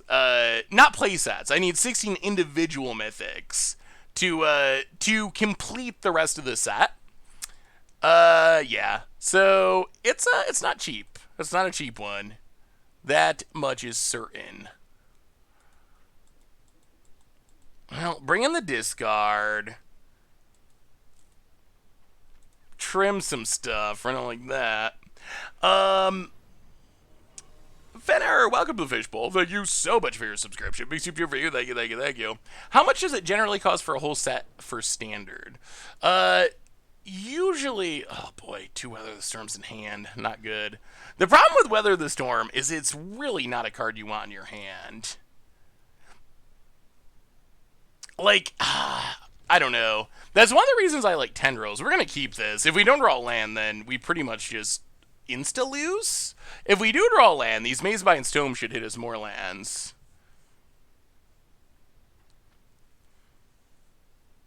Hey, what's up, Mr. Weird? / Ride. How are you? Alright, well, that is a land. It's a little tapped, but... Opponent, Thoughtseize, Memory Lapse. Oh. Alright, take a memory lapse. Pray for more lands. So opponent's playing Narset Wheels. Well, you can't really craft the cards you want because you need wild cards. And the only way to get wild cards is to open... Oh, boy. Is to open a ton of packs. It's really depressing. So the situation I'm in now, I need 16...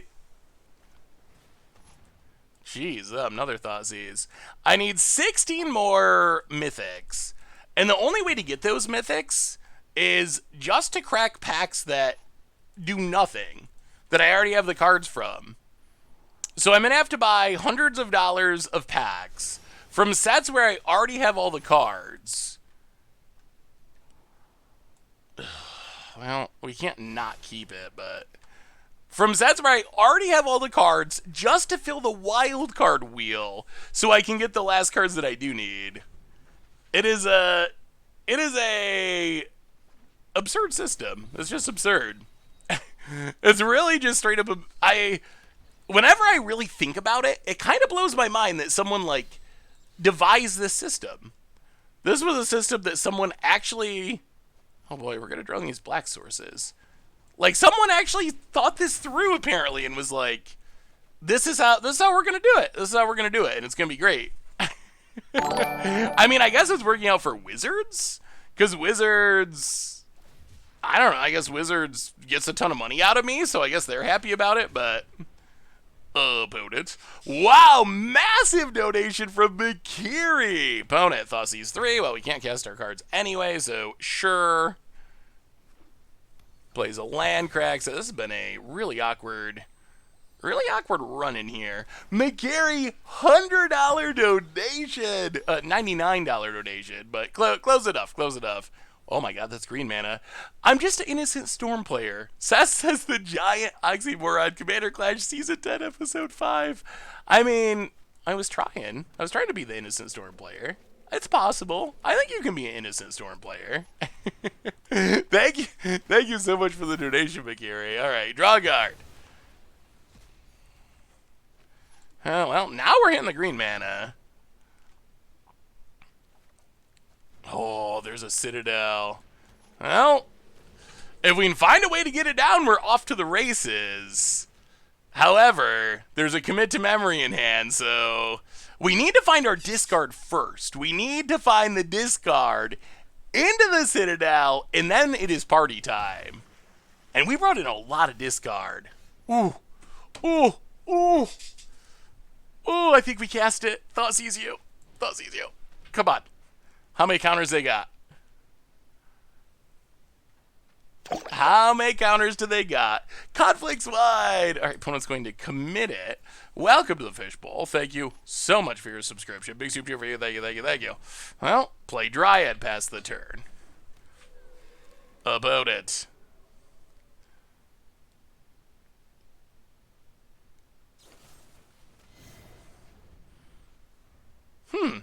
Learning a little bit about Revolt. Are they just going to fire this off? Is that what they're setting up? Is just firing off commit or memory and hoping? Opponent, land end. Gets Gahira. Hits us.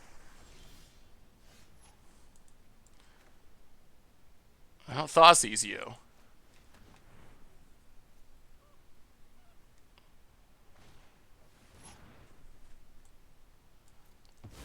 Okay. That's fine. Castle Lockway, draw a card. Thoughtseize you. Take the Kahira. Hit ya. Well, next turn we're going for it. Next turn we're running it out. And if they top deck a counter, then we cry, but opponent hits us down to 10. Oh, we gotta go for it, right? We gotta go for it. We can't not go for it.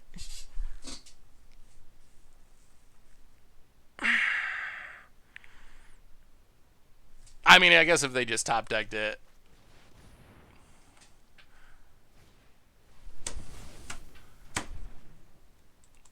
Ridiculous. Alright, so opponent did just top deck it. We don't have the mana to Thoughtseize and cast it, unfortunately. Do you think that Jadzi has the potential to be a build around in Standard? Not really. Like, I think it's definitely a fun card. Ooh.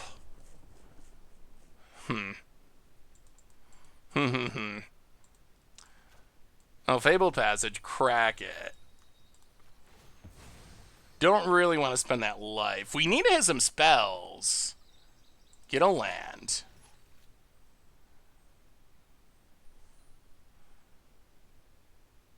Well. Okay. Sure, I guess. I mean, Jadzi is really fun, but I don't think it's going to be super duper competitive. Weather the storm.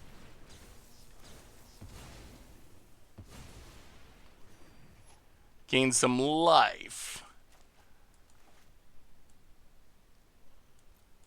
Go attacking. Pass the turn. Try again next turn. Oh, post groups it up. Take that, control deck. We had to spend a ton of life for the thought distortion, but it was totally worth it. Our opponent didn't even have that good of a hand, but good enough. Oh. Well, you didn't even get to see. Wait till we actually go through the full combo. When we actually get to go off. Oh, it's so sweet. The control matchup is not one of the easier matchups to do it in. I guess the 6 life aspect of Thought Distortion is a drawback, but can a held priority Thought Season Stormed? Ugh. Can you do that on Arena? Can Arena handle such high levels of magic? I mean, I guess we keep this. Ooh. Well, yeah. Start spending some life. Thought sees you.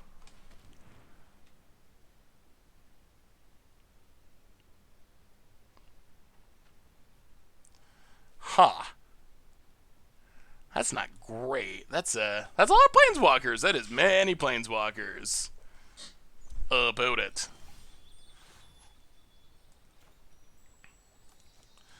Well, tap land. Go. But here comes Planeswalker again. And the Narsets. Ooh. If our opponent only had a one Narset, I'd feel better about where we're at. Yeah. Stackswalker Part 1 into an Ether Gust. We whiff on lands. We play Dryad of the Ilsen Grove to give our opponent an Ether Gust target.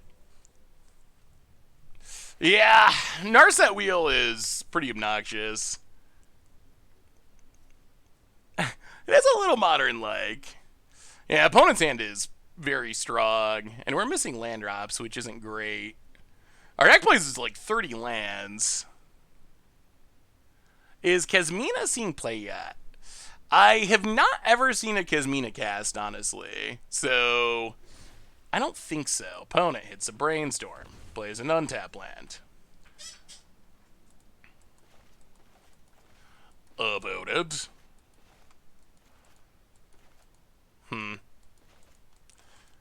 Thinking. Go blank. Well, we discard a couple cards. Opponent passes.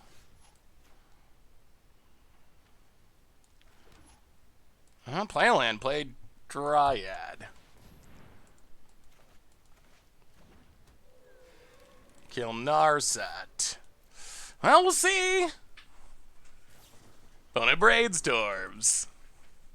Any good Professor Onyx decks? The one place that I've seen Professor Onyx is as a emergent ultimatum target where you can get Vorinclex and immediately ultimate it. So I have seen that with Professor Onyx in Standard, but that's about it. Does Kasmina die to Bone Crusher? Not technically. Not from the stomping, at least. Ooh. Well, the power of Brainstorm is you can see a lot of cards, and our opponent saw a good one in a Thoughtseize for our second Bolas' Citadel. We draw a Weather the Storm. We go attacking.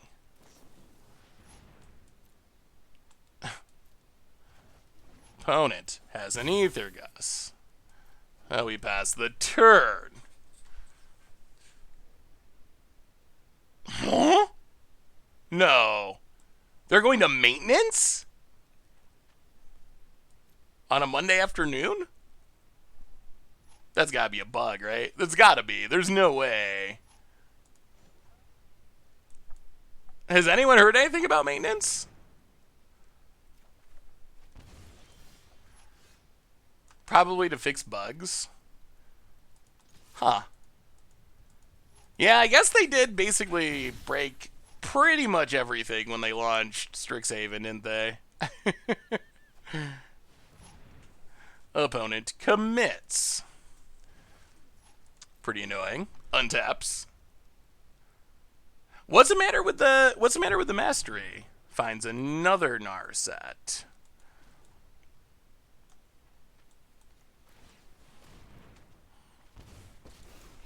Opponent takes down Narset number 3.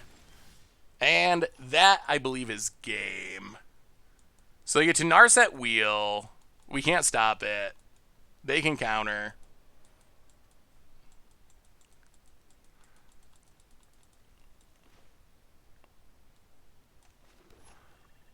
Oh, play a land. Play Dryad.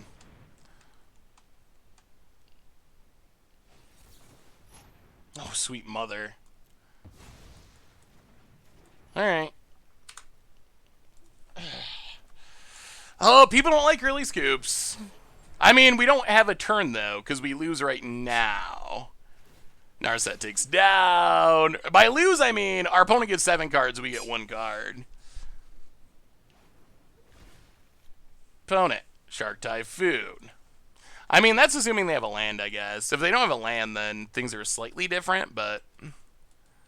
Opponent passes. We draw nothing.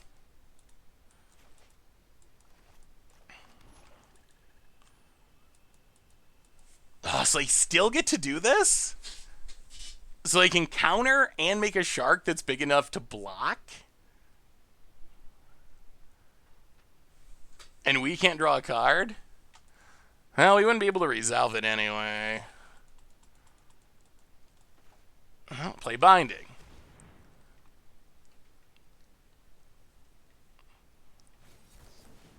Opponent has a counter. Well, I guess we gain a bunch of life.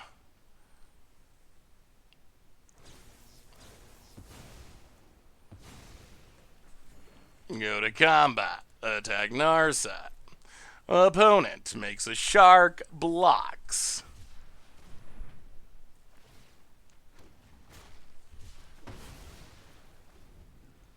And...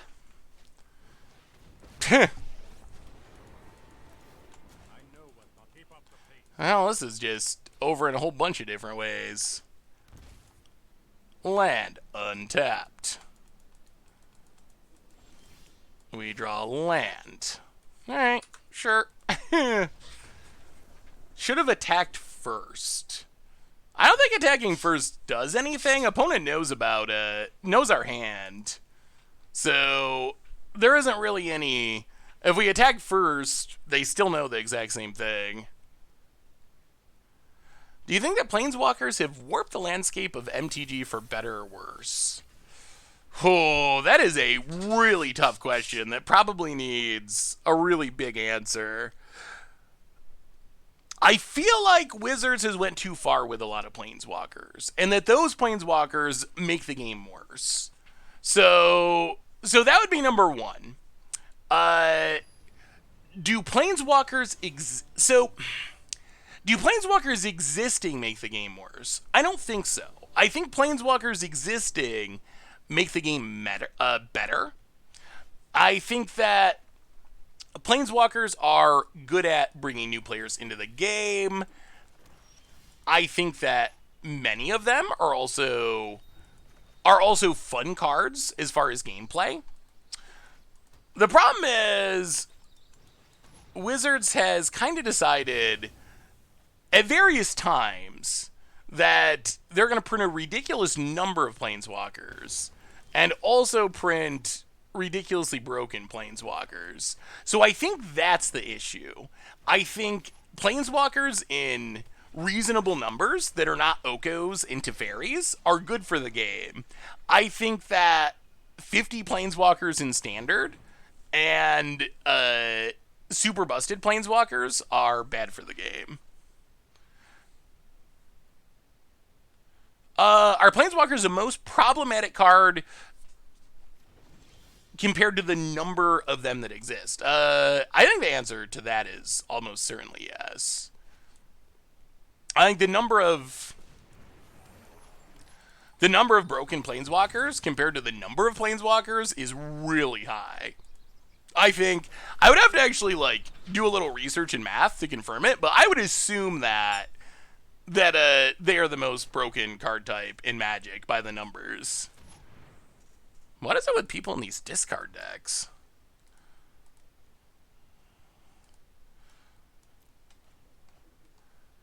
People are all about these discard decks at the moment. This is the second one we've played. And we don't really want Bloodchief's Thirst. Let's just draw. Well, play Dread Presence. Go attacking. Hit ya. Opponent plays a land. Phyrexian Arena. Inquisition, that's a whiff. I mean, I guess Inquisition was printed. Maybe that's what's pushed people to play. Oh, I think we gotta go bottom for now. Oh, can we keep it?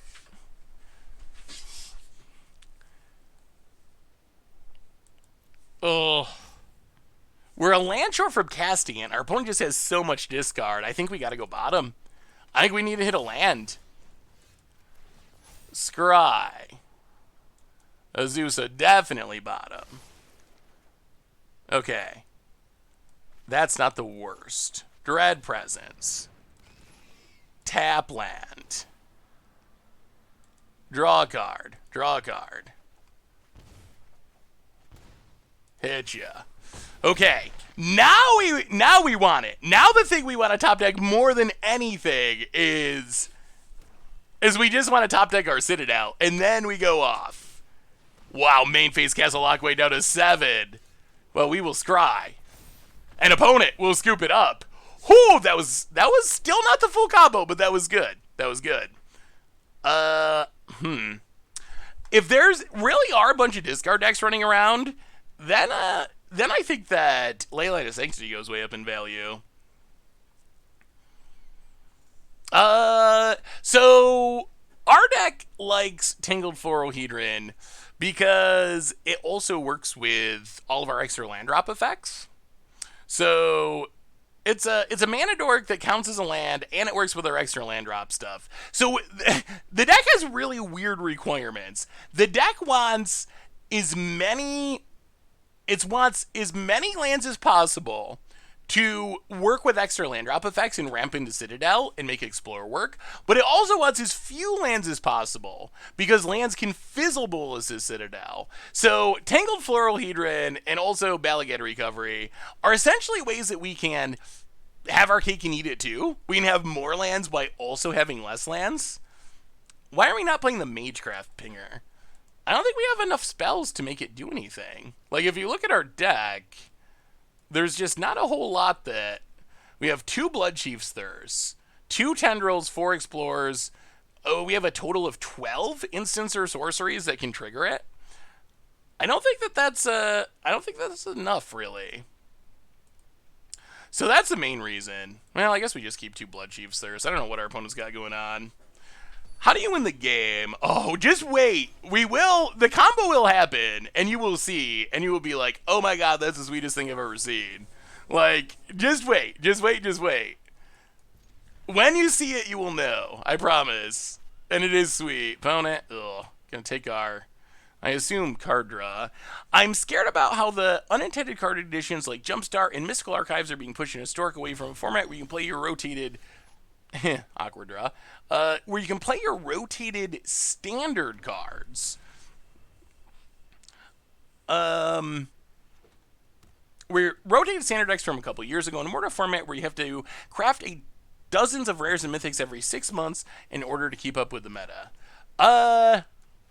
I think that is exactly what Historic is. I think someday soon I'm gonna write the complete Wow, that's interesting. Someday soon I'm gonna write the complete history of Magic Arena, like the one I did for Magic Online, and I believe that. Wow, interesting. And I believe that Wizards doesn't really want Historic to be a place where you play your old standard cards. I know that that's what we as players would want, but I don't really feel like that's Wizards' intention.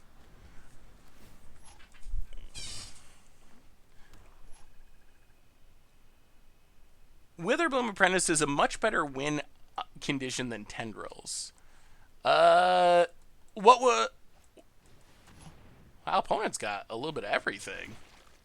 So this isn't... This is Black Devotion? What is going on over there? Well, we will explore. Put a land into play. Put a land into play. What makes Witherbloom Apprentice better than Tendrils, would you say? Opponent, Castle Agwade. Well, Maze Mindstone. Wow, they really are going to go to maintenance, aren't they? Play a Swamp. Well, hopefully we make it through the stream before they go to maintenance. That would be weird. Has anyone seen an actual announcement about them going to maintenance? Well, let's gain a little bit of life. Sure, go blank. We'll literally go blank. Oh, just wait to see if we can find. If we find the... Okay, Castle Lochwain. We'll draw. Outplay the land. We just need to find the Citadel, and we should have a really good turn. Oh, no downtime. Okay. Oh, that's good. No downtime is good. I was just afraid it was gonna disrupt our stream. So 1, 2, 3. Actually, let's go end step. We do get multiple draws at this. Okay, so draw with Castle Lochwain. Draw with Maze Mindstone. Untap.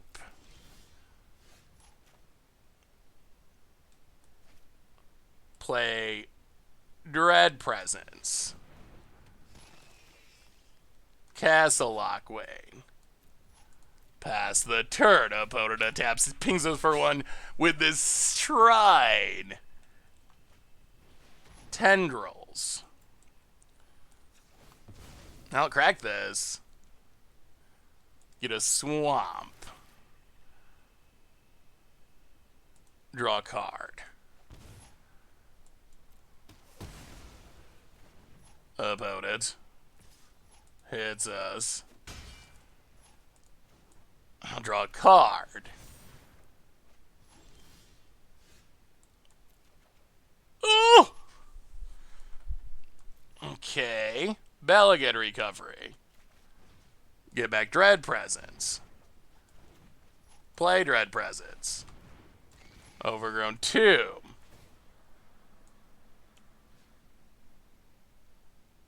Train you. Come on, Citadel! Citadel! Opponent raids us. Oh, we're gonna find. We got 4 in our deck. We have so many Citadels to find. We are gonna find it. Opponent. Murderous Rider. This would be a good turn for it. Combat. We've got most of our lands out of the way. We're close. Hits us. Down to 11. That's actually not bad for us. Sure. That lets us draw with Castle Lockwane more easily. Well, draw a card. Come on. Citadel, Citadel, Citadel. Well, that's not the worst either. Dread Presence, Dryad, Radiant Fountain, Ping ya. Up to 9. We are going to find it. We are going to find it. Opponent. Player decklist icon covering chat. Oh, it is, isn't it? I think you can... Oh, is that new? Can you minimize it? Huh. Alright, there is the Murderous Rider. Opponent. Citadel. Citadel. Come on. Oh! Okay, let's have fun. Citadel.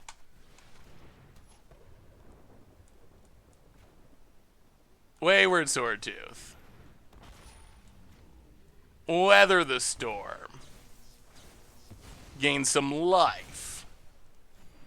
Swamp. We will ping you. Dryad. Floral Hedron.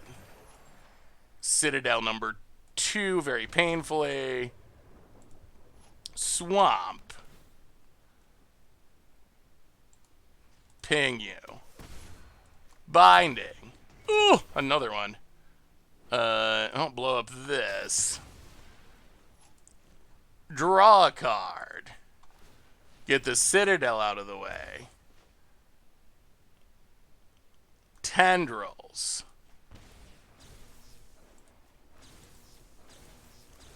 Oh!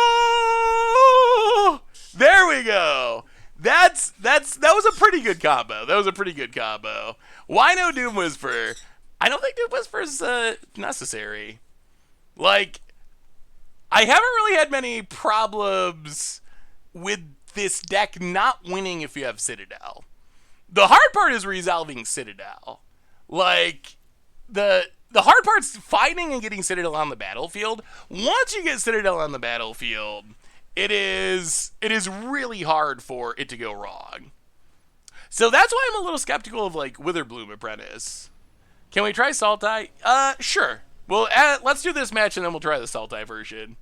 We'll see. Maybe Witherbloom Apprentice and some of those weird-looking cards are actually make it better? I don't know. We'll see. Oh, man, if we could play Demonic Tutor, it would be so busted. So, you can get by... Just, what would be a good replacement for Dread Presence? Take a look at the Sultai. After this, let us do this match, and then we'll play the Sultai build. And the Sultai build doesn't have any Dread Presences. So, that might give you some ideas. Some people seem to like Witherbloom Apprentice. I'm still personally not super convinced, but...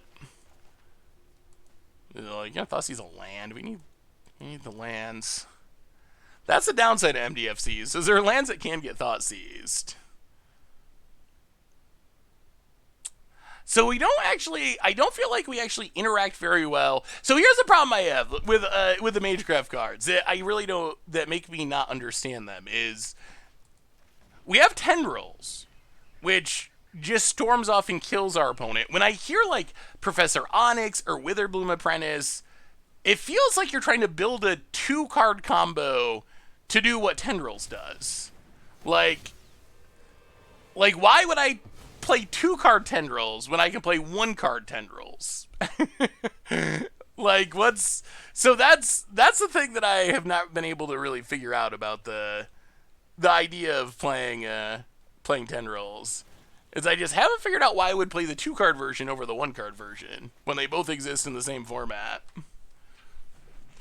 I mean, initially I didn't have any Weather the Storms and just all Tendrils, and I do think Weather the Storm is... I mean, it's a sweet card. And I like the life gain that it provides, but I'm still not sure that cutting down on tendrils is actually correct, because tendrils is only one less life than Weather the Storm. And you kill your opponent with it. I guess we can keep that. We are going to need 6 mana. Like, next step is 6 mana, find tendrils before we're dead, or find Citadel before we're dead. Would you play Golgari Citadel Storm in... Oh, opponent's going to... Alright, get some ramp. Would you play it in Gladiator? I have not really played any Gladiator, so I do not know... That's going to beat us unless we can find an answer. I don't play Dryad. Land. On black. Land. Ooh, Chandra's scary. That is a scary one. I don't really know much about the Gladiator meta. I assume that only having a single copy of Citadel would probably be problematic. Artifact, eh? Alright, sure.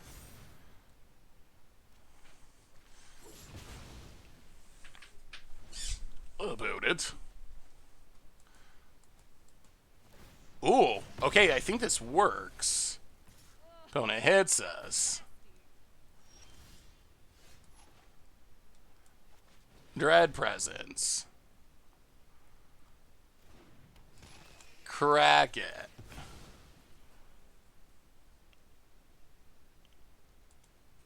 Ooh!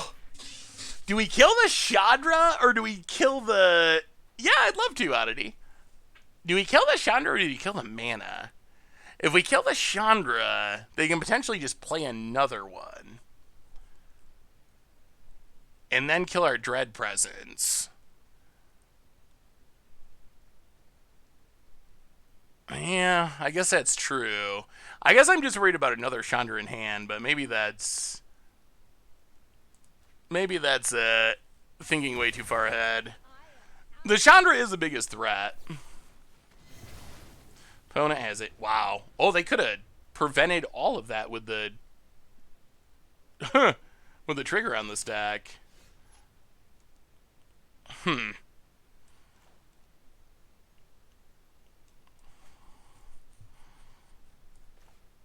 Well, Dread Presence go.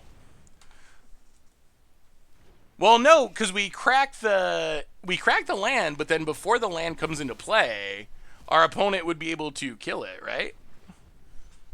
They could have been able to. There's other Chandra we were worried about.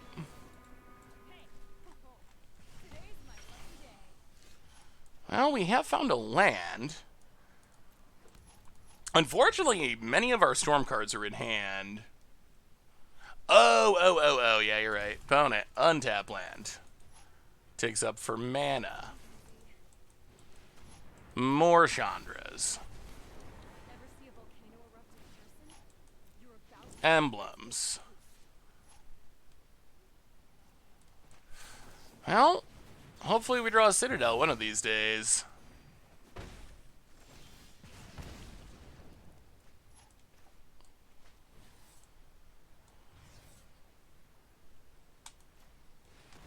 Kill the Chandra that kills us as fast as... Oh, if we draw Citadel, we got a shot! We got a shot! But it hits us. Land passes. Ping, ping. Well, Binding the Old Gods. We have fought through 3 Chandras now, and we're still in this game. Mind Stone. Hits us. Come on, Citadel, before we run out of life. Fabled Passage. I'll get an Overgrown Tomb. Play the land past the turn. Oh, is it going to be close? Oh, let me see, Oddity. Boat it. Gonna draw a card.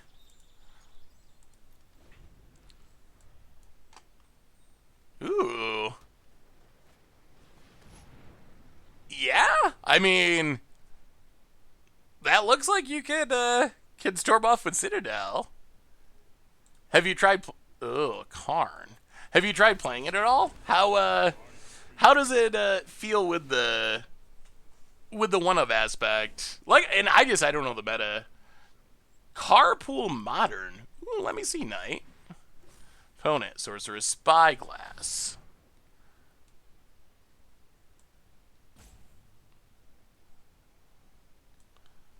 Yeah, I guess we gotta crack this then.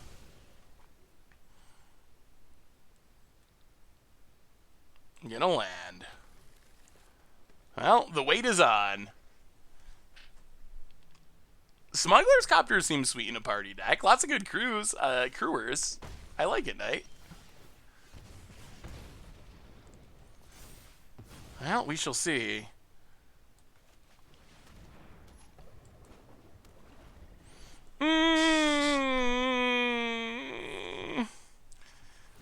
Yeah. Too many planeswalkers. Opponent gets a Meteor Golem.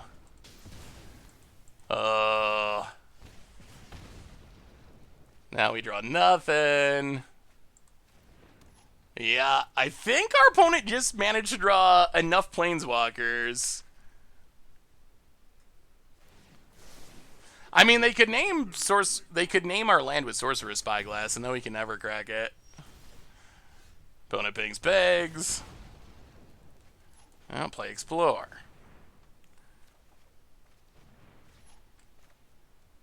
Yeah, too late. Tendrils.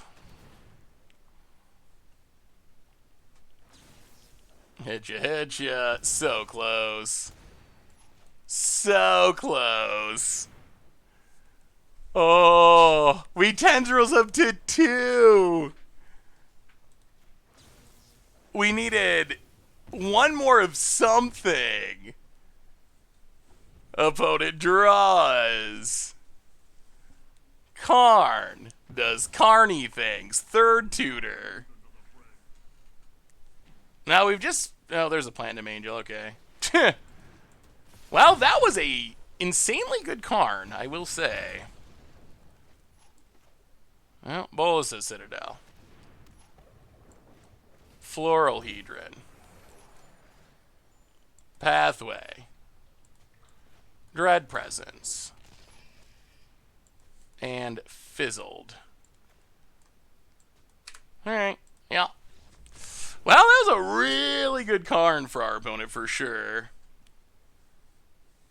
I will say that Gladiator is pretty different from most expectations. You really have to try to see. The biggest thing in the Citadel deck is you can play multiple black tutors like Wishclaw and Deathen, and Demonic Tutor. Yeah, I guess Demonic Tutor does make a lot of sense.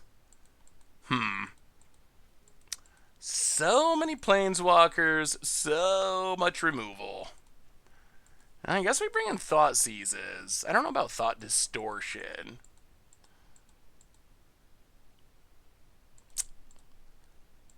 I mean, I guess on one hand, that was kind of impressive that our opponent played 5 Planeswalkers, 7 Planeswalkers, some ridiculous number, and they were very close to dying there.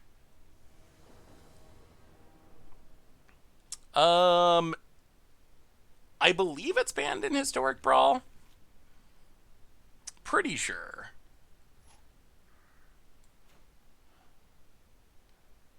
Well, Floral Hedron, go.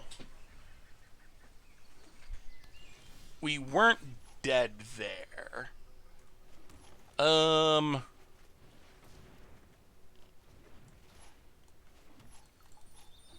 mean, we were at 2, right? We could gain life, but our opponent had a big board. And they had Platinum Angel, which we didn't really have a way to interact with. Well, what's binding? Kill the Mind Stone. No discard? Getting down Citadel at 20 is the best. Opponent, land. And... oh! Finds the discard. Okay. Good timing. Dread Presence is better if we can immediately trigger it. So they have multiple discard spells. About it. Sign in Blood. I don't get a land. Play Tangled Floral Hedron. Play Tangled Floral Hedron.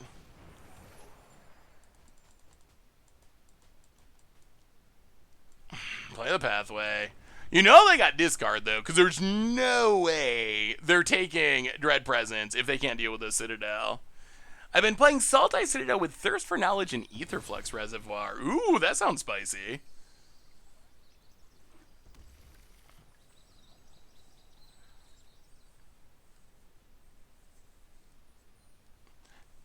Don't take it bad, Seth, but you usually scoop too early in precarious situations. Come on, show us the Thoughtseize. We didn't have the mana to play Citadel last turn. That was the main issue. Well, Citadel. Maze Mind's Tome. Tendrils you.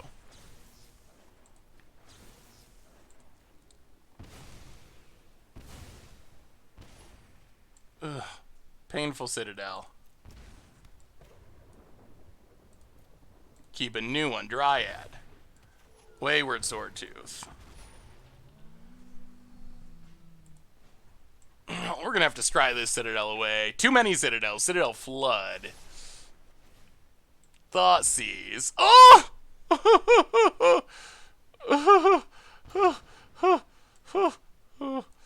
Thoughtseize.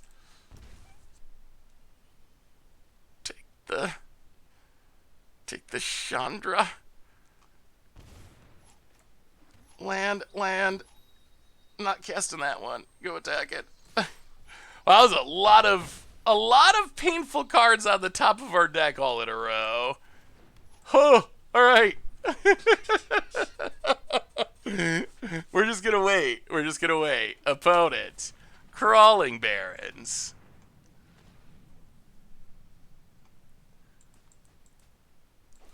Kills Dry...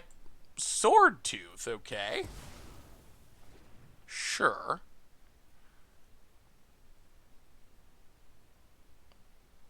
About it. Passing.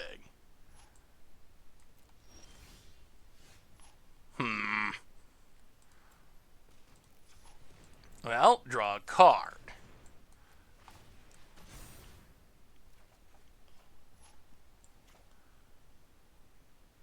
Play Binding. Blow up the Maze Mind's Tome. Opponent draws a card. We need to find a Weather the Storm. That's what we're missing. Dryad. Hit ya. Opponent cashes it in. If they find Chandra, we lose. That's the problem. At 2 life, 4 mana Chandra is lethal. That's what we're most afraid of. Come on. Oh. Opponent has Crawling Barrens, which is also lethal. So if we attack with too many things, we can lose to the Crawling Barrens. Oh. Brutal. Alright, well, I think Witherbloom Apprentice is really bad in the deck, but we will try the Sultai version with Witherbloom Apprentice and see. Conifer! Welcome to the Fishbowl. Thank you so much for your subscription. Big super cheer for you. Alright, so people have been asking about Witherbloom Apprentice, so we will try this version. I've only played a couple of games with it. My impression was I didn't think it was very good. But it is very different. So this version, it's got Bolas' Citadel.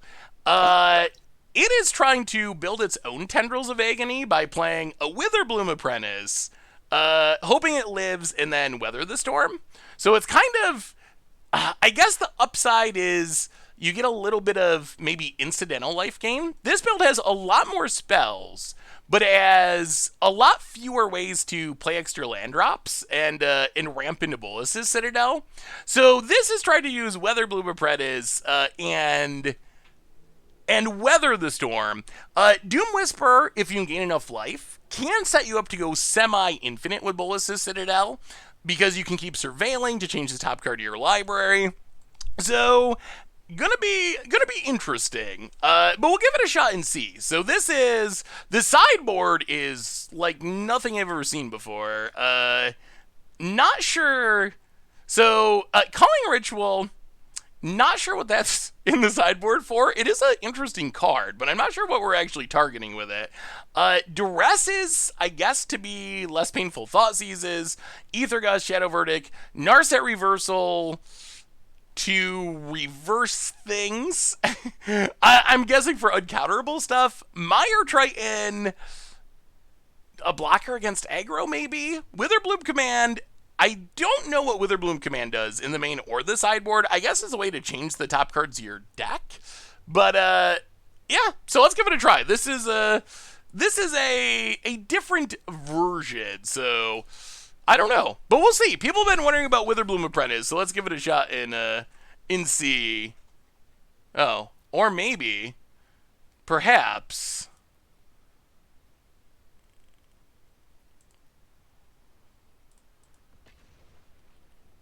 unable to resign from event. Or maybe, well, or maybe we will have to save this for a future day, because maybe Arena has died, unfortunately. Well, let's try restarting it and see if that maybe. Don't look at the desktop. Avert your eyes. Avert your eyes.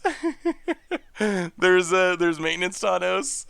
It's getting worse. I know. I promised I would clean it up after spoiler season, and spoiler season's technically over, and I have still not cleaned it up. It's just slowly growing. Oh, but I got a system. Like, if you asked me where something was, like, what if it was like, hey, Seth, do you need the end audio for... Oh, wait, now it's gone. I was going to give you an example. But the system works for me. It's like Krim, I think I told you this, how Krim can't remember what podcast episode we're on unless he's counting up to 420. Even though we're on episode 325 as of today, somehow Krim can use that system to remember what podcast episode we're on. My desktop's kind of the same way. I know where stuff's at. It might look like a mess to you, but I know where it's at. Okay, it looks like we're gonna maybe get to try it anyway. Okay, apparently we just need to restart. The Spiz, welcome to the Fishbowl. Thank you so much for your subscription. Big tip for you. Thank you. All right, so, well, we got Witherbloom Apprentice. We got many Weather the Storms, which I guess technically trigger Witherbloom Apprentice. Don't really want these all in hand. Hey, what's up, Booby Pie Cats? How are you? Good to see ya.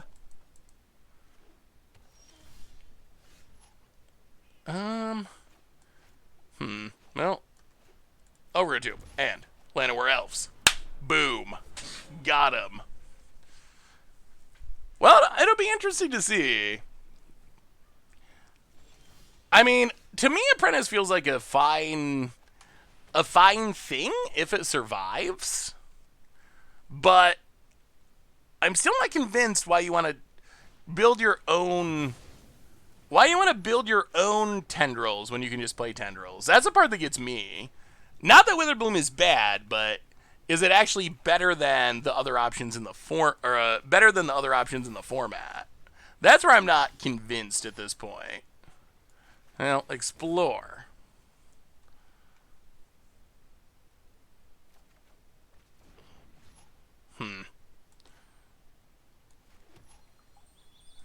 Well, I guess that's all for this turn.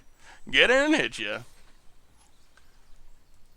I think it's to buy you a lot of time as you're citadeling. I mean, I feel like if you're Citadeling, you should just win.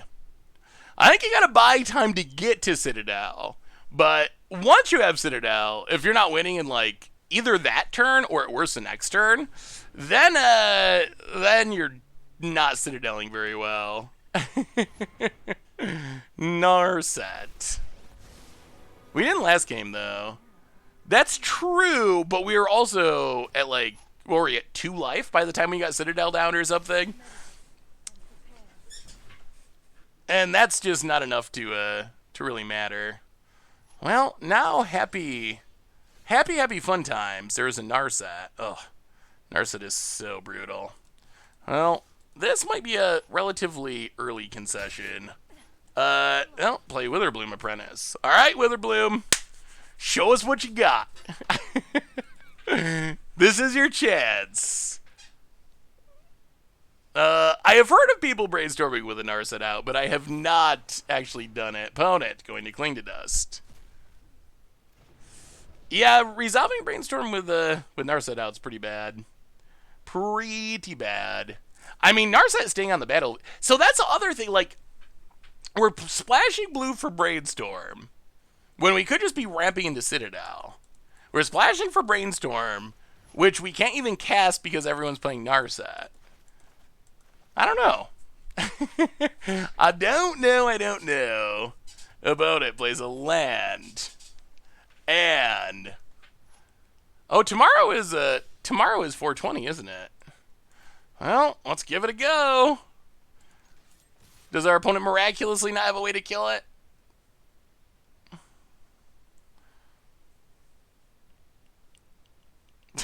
Sounds so bad with an Narset out. Oh.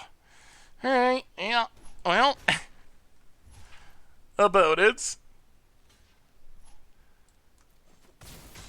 Well, I guess Witherbloom Apprentice did a thing, sort of. Passed the turn. We talked about the Mr. Beast event earlier. I think it's cool to see Wizards putting more money into Arena. And so the way I see it is, Wizards paid someone with 10 million followers to promote Arena, which... Mind and body should move in unison, like wind. Did you see that? It just reversed us. I guess it did not want us to play that Fateful Passage. I've never seen that before, ever. That's a new one.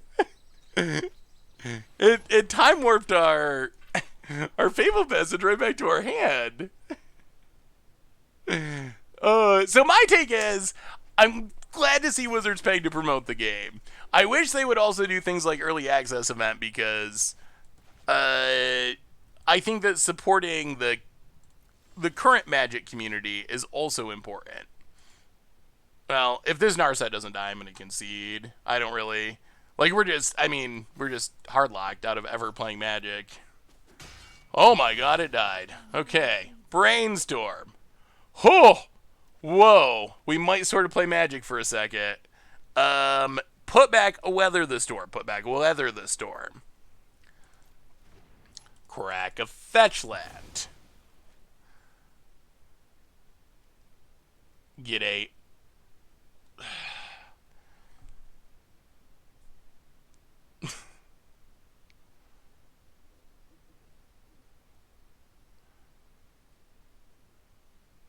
Get an island. Thought Erasure.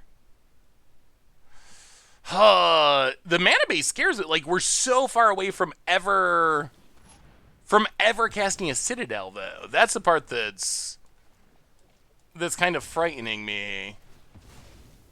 Is we got a lot of lands, but we don't seem to be very close to being able to cast a Citadel. Okay, we found black mana, thankfully. Well, now we're live to Citadel if we can find it and resolve it. Ponza was fun. It's super matchup dependent. If you're playing against, against slower decks, it can be fairly effective, but there's a lot of fast decks in Historic, and in those matchups, we mostly were just sideboarding out our land destruction. So I think it's cool that it exists, but I don't think it's like super competitive, really. Brainstorm.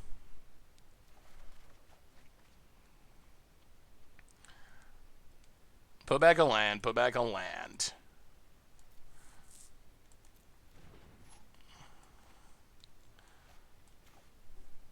Witherbloom Apprentice. Fabled Passage.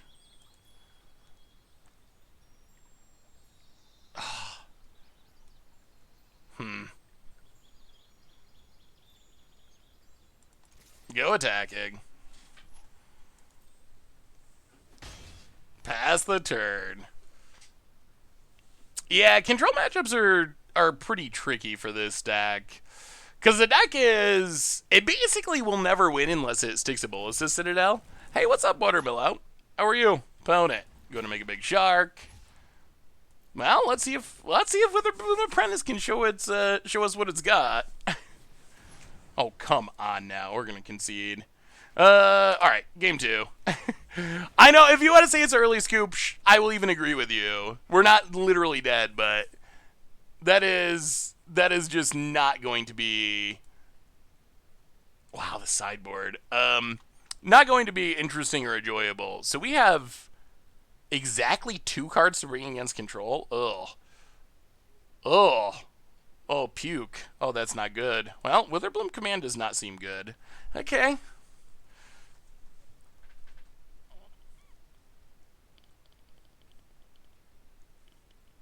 Booted.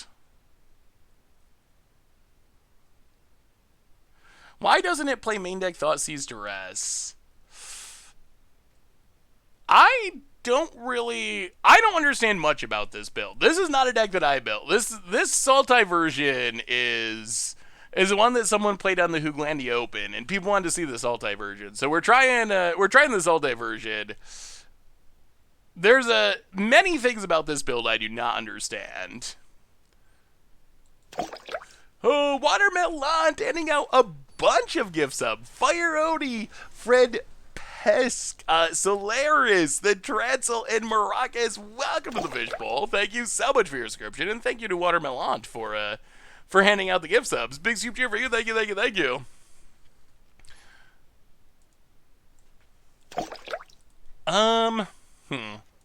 Well, try home go.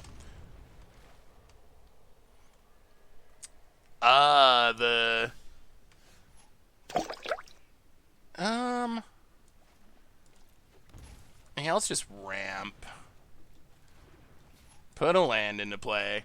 Yeah, the pack deck is interesting. I don't know, so we've seen a bunch of different versions of the Tainted Pact combo deck. On one hand, it's kind of an interesting combo. Sort of Splinter Twin-esque. On the other hand, it's basically just a control deck. Is this something you would enjoy seeing at a future stream?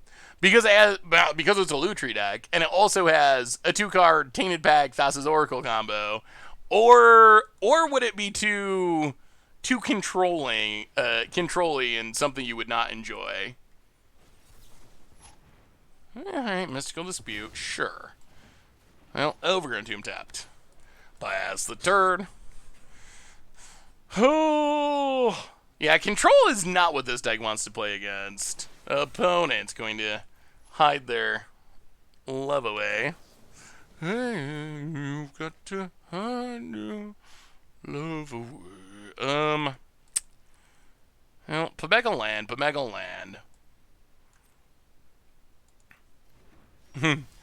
I've been getting excited about the possibility of finally being able to go to some shows again. It feels like it's been forever since I've got to go see any live music. This is what I was gonna go to in the past, but I was gonna go last year, but it got canceled. Anyone ever been to Riot Fest in Chicago? Any opinions on Riot Fest? Well, YOLO. and then scoop it up and play a non-control deck before I gotta go upload the podcast. No counters? Okay, well, that'll keep us in it for another turn. Riot Fest has been cracking me up. They haven't announced. It was supposed to. This year they were going to have My Chemical Romance, which I don't really care about My Chemical Romance. But they have some pretty interesting bands. They have some that I like, and some that I used to like but haven't listened to in a long time, but would probably still be fun to. Probably still be fun.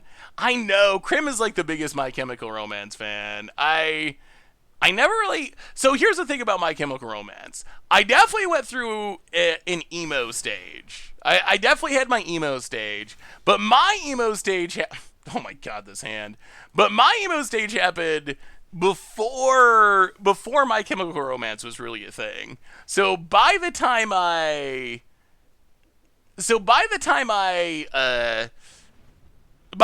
Chemical Romance came around, I had kind of outgrown the emo stage of things. Well, alright, boom. We're gonna gain some life.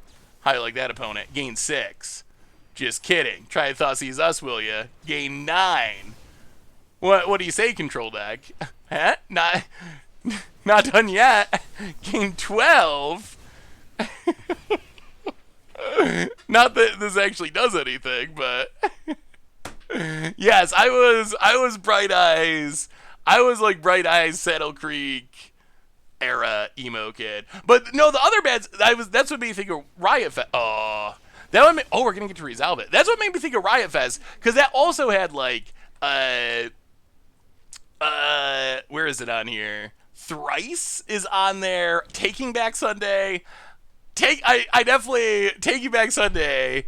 I saw the name and I was like, oh my god, I have not actually listened to Taking Back Sunday in like 20 years. So I put it on my my Spotify, and I still know every word to like some of their big songs.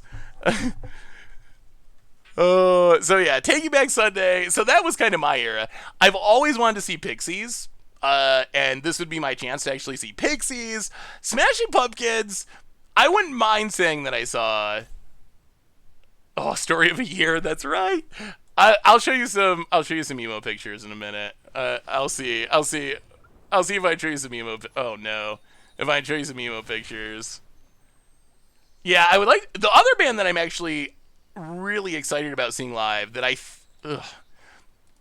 think will be a really fun Oh, this Narset is so brutal.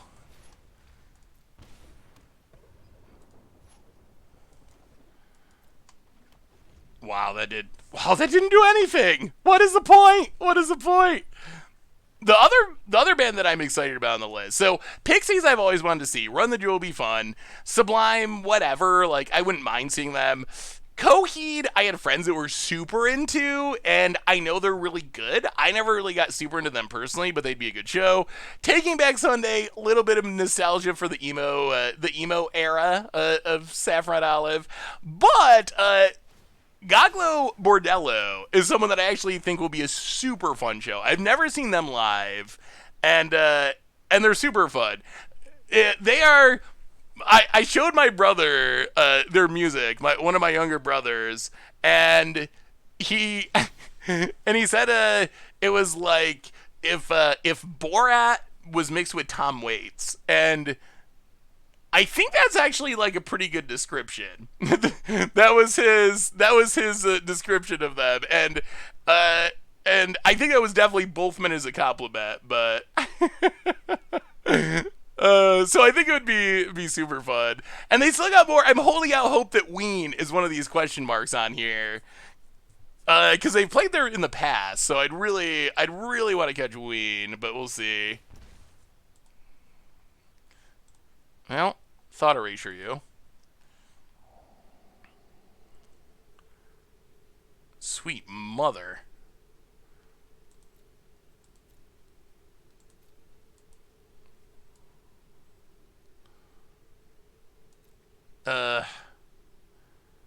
Well, Memory Lapse doesn't do anything.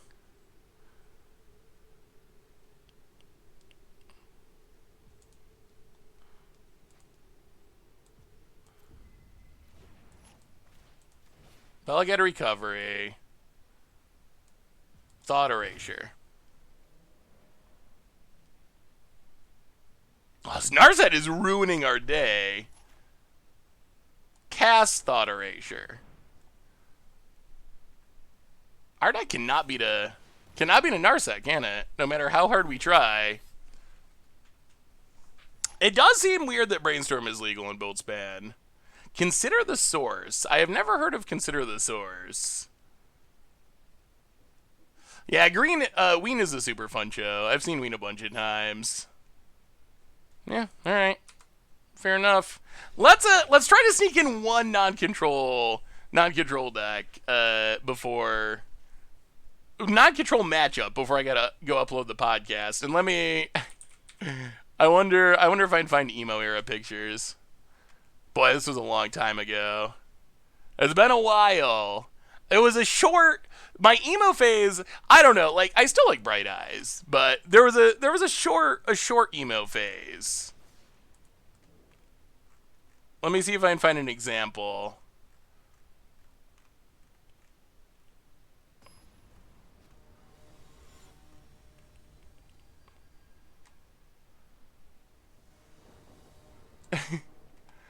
That's not a very all right, I might have to find the emo-y pictures. I'm not sure where they're at, but remind me. I'll try to find a bit of them for next stream. All right, can we not play against Control for once? We just want to see this deck go off one time.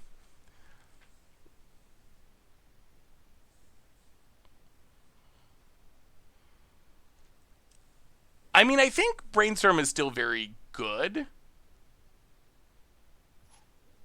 but it's not as good without fetch lands being a thing. I think, do we shock here? I think we do. Well, actually, what are they gonna Thoughtseize? Sure. Thoughtseize our Brainstorm, I guess that's fine. More Brainstorms. Oh my god, is this another Control deck?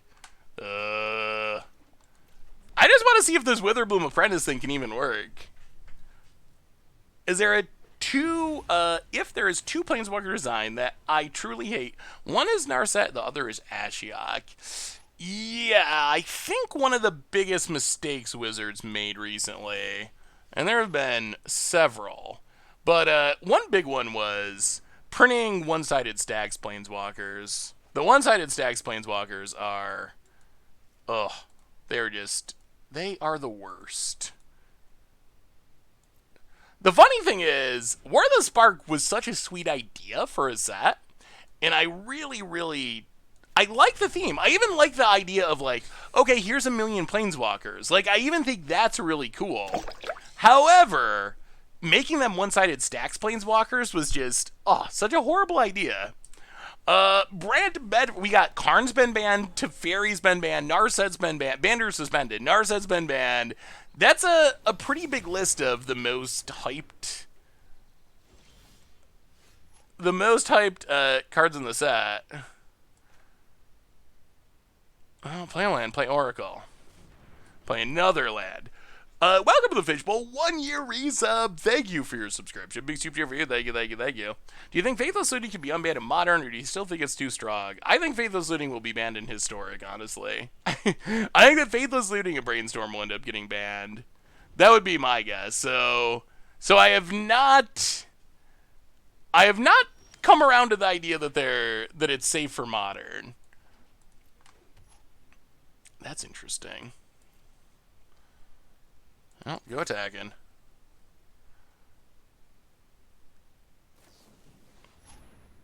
Seal away.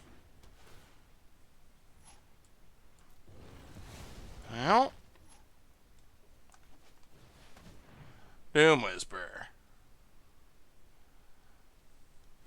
Your go. Opponent taps. Have you tried playing Citadel with only dual-sided lands? Not with only dual-sided lands, no. I'll go to combat, attack you.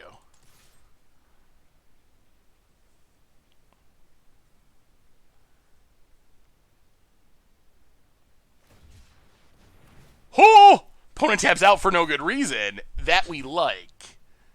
They can't even chump block effectively because it has trample. Wow. Sure. Well, okay. Let's see how far we can go. Citadel. Brainstorm. Put back. Weather the storm. Brainstorm. Brainstorm first. Brainstorm. Put back. Weather the storm. And weather the storm and weather the storm. Okay, here we go. Here we go. Weather the storm. Gain a bunch of life. Weather the storm. Brainstorm is sweet once it gets going. Up to 41. Surveil. Mill the lands. Okay, there's the Apprentice. There's Oracle. Yeah, let's surveil that away. Graveyard, graveyard. Beleged recovery. Get back, weather the storm.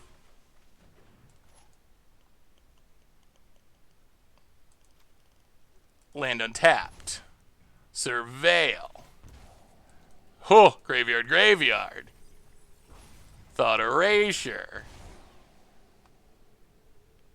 Take a drew. Oh, they have Narsets too. Bonus comes it up. Okay. Okay, that was pretty good. That was pretty good. That was a good turn.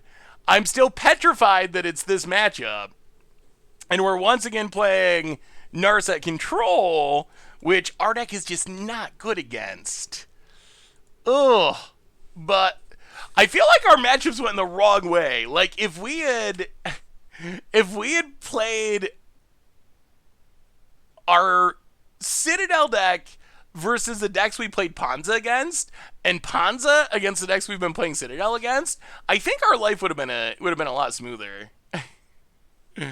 Yeah, this sideboard does not make any sense to me. What is the culling ritual for? Does anyone have any idea what that could possibly be targeting? So many. I also don't get the Witherbloom commands. There's several to many things. So, like, the core of the deck, I want to play, Citadel. I want to weather the storm with Witherbloom Apprentice out. I want to ramp into it.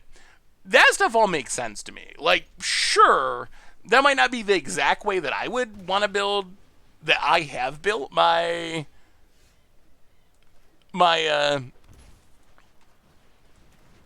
Citadel decks, but that makes a lot of sense. Calling rituals and Witherbloom commands and so forth, those are ones that make a lot less sense to me. Well, explore.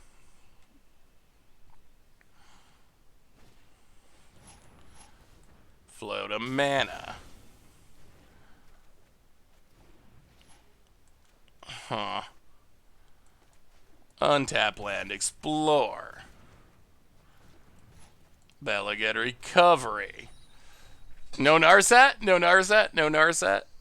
Please? Okay, tap land. Oh, Fabled Passage. Crack Fabled Passage. Grab a Swamp. Doom Whisper. Alright. Alright. That can attack a Narset. We are going to have to get rid of the Cage to combo. I'll play Witherbloom Apprentice. Brainstorm.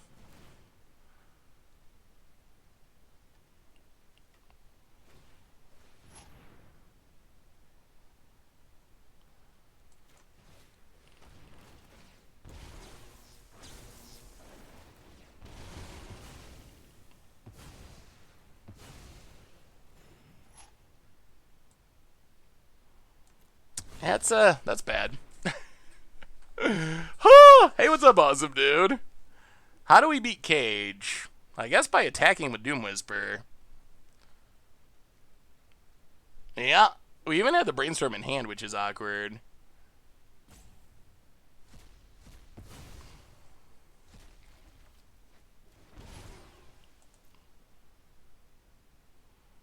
I'm really afraid to attack.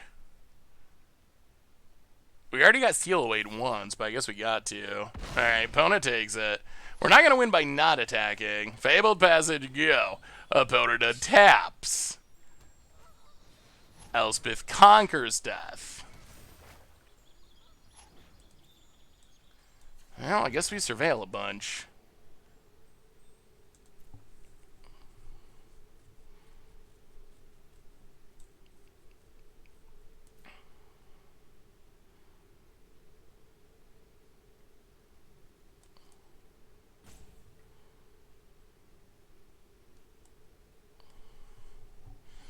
I don't know if we can beat Grafdigger's Cage. I don't think we can.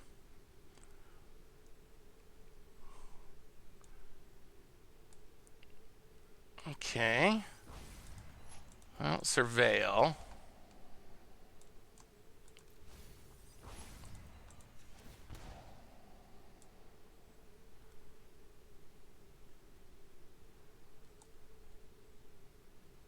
Yeah, whatever. Alright, we'll just keep it. Sure. Doom Whisper down. Untap. Oracle. Tap land. Land. Hit ya. Pass the turn. Opponent digs up. Untap land down to 6. Wow.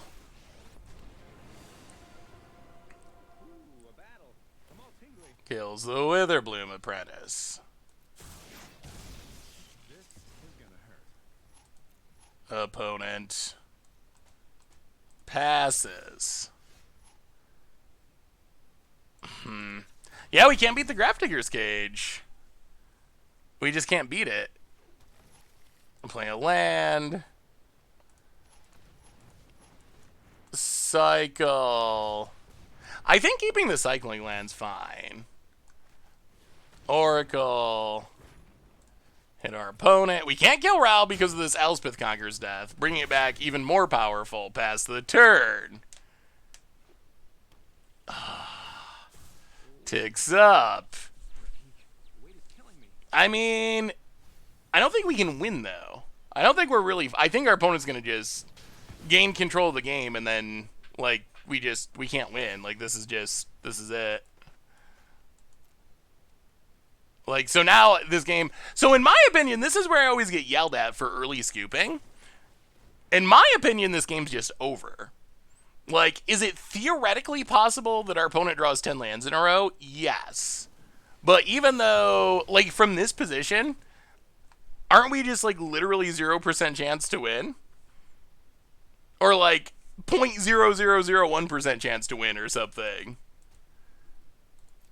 Alright, I mean, we'll stick it out, and then I gotta go upload the podcast, but... So, that's how I think of the early scoops, because I'm like, I'm not gonna really enjoy this game. I'm gonna have to sit here as my opponent draws 3 cards a turn, and... Draws 3 cards a turn, counters every one of my spells while I do nothing. So why would I sit that out for another 20 minutes when I could just go play a game of Magic that I would enjoy, and there's, like... basically no punishment for scooping. So, but then there's always people that get mad and are like, you know, you're early scooping, like, why don't you stick it out? And I just like, ugh, it's for my own sanity, really. Like, when it comes down to it, like, I'm scooping because I don't find it enjoyable to sit through that. The 0.001% chance of winning is just doesn't feel worth it to me usually. Well, I guess we gotta have some number of Witherbloom commands. Maybe we just cut the Brainstorms. Like, they got Narsets. At least cut some of the Brainstorms. Alright, run it like that.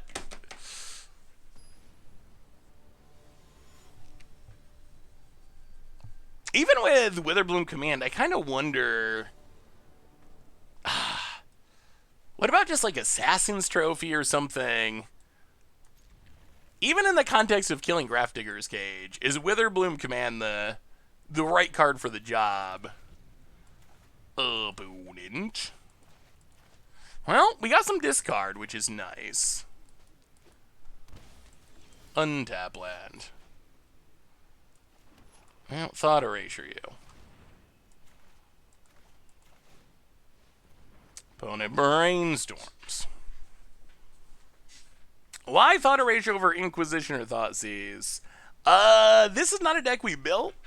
It's one from the Hooglandia Open.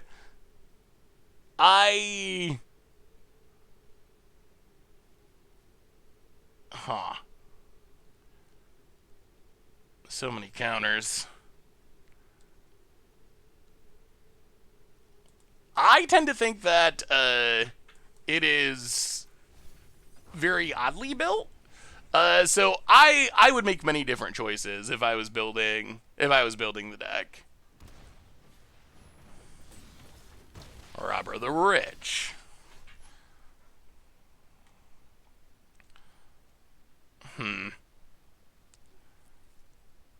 Well, Witherbloom Apprentice. Land, go. All right, let's get this incidental Witherbloom Apprentice value. Opponent goes to combat. Attacks, no blocks. Well, crack this. Get a swamp. Yeah, the new artwork does look really sweet. Well, play a land. Duress you. Witherbloom Apprentice. Test of Talents. Sure. We only got one other Duress anyway. Alright. Ping him for one. Thought Erasure. Take. Ugh, Ral, I guess. Mill the Triome. Go attacking. Pass the turn. Opponent. Land and Robber Part 2 hits us down to 14. We draw more lands. Oh, and now they get to steal cards. Well, hit you at 12. Oh, they're going to steal our Citadel. Oh, God. Oh, God almighty. Oh, alright, well. Oh. Yeah. We'll stick it out to the bitter end. Opponent steals Witherbloom. Hey, this thing again. It returns. Opponent. I mean, I think it's just Jeskai control and they're playing Robber of the Rich in the sideboard. Opponent goes attacking.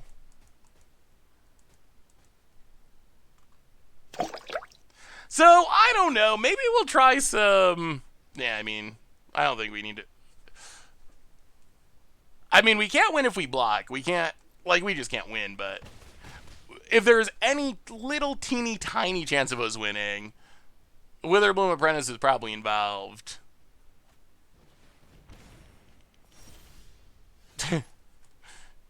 Witherbloom Command's so bad. Alright, yeah. Beardo, welcome to the Fishbowl. Thank you so much for your subscription. Big super cheer for you. Thank you, thank you, thank you. Huh. So, we'll probably try, I don't know, maybe we'll try to build a Witherbloom Apprentice build. So, what do we learn about these decks? And personally, and it's probably my bias or my play style, but personally, I find the extra land drop, the extra land drop Storm build of Bolas's Citadel, personally, I enjoy playing that build a lot more. Obviously, it was a small sample size with this build, and we played against two control decks, which are not good matchups, so maybe that's part of it, but I don't know. I'm still skeptical. I still have not been sold on Witherbloom Apprentice being the right way to do this. I just don't know why I want a Tendrils that takes 2 cards, a Tendrils that dies to removal spells. So, while I can't see how it can do explosive things, I don't know. I'm still not convinced. So maybe we'll try another, maybe some sort of mashup build at some point where we put them both together and we have the good aspects. Because what do I not like about this deck? And I honestly, really, truly like, is cute as Brainstorm is. Like, yes, it's sweet if you get Bolus and Citadel going, and your opponent doesn't have Narset, but really, I'm not convinced it's worth splashing for. So I would be interested. Like, Doom Whisper does have some potential. I think Doom Whisper is sweet. I would be interested in something similar to this that does not have the mana cost of trying to make the Brainstorm work, which I just not sure is worth it. So, I don't know. But we'll have to experiment with it more. What's next today? Well, the bad news is we're pretty much done for today. The good news is we'll be back in like 21 hours because next stream is tomorrow afternoon to Eastern.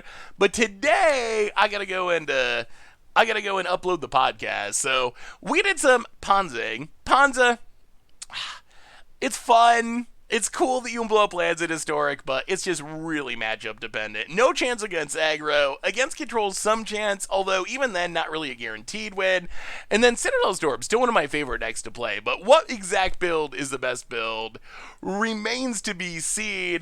So, how did Ponza go? Ponza, I mean, we got some wins, but you can watch it on the replay YouTube. We got a couple of wins, but it's just really matchup dependent and fairly inconsistent based on what the opponent's doing. So, check out the replay YouTube, normal YouTube, tons of stuff going up on there. Keep an eye out for that as well. One more reminder that our sponsor today is Card Kingdom.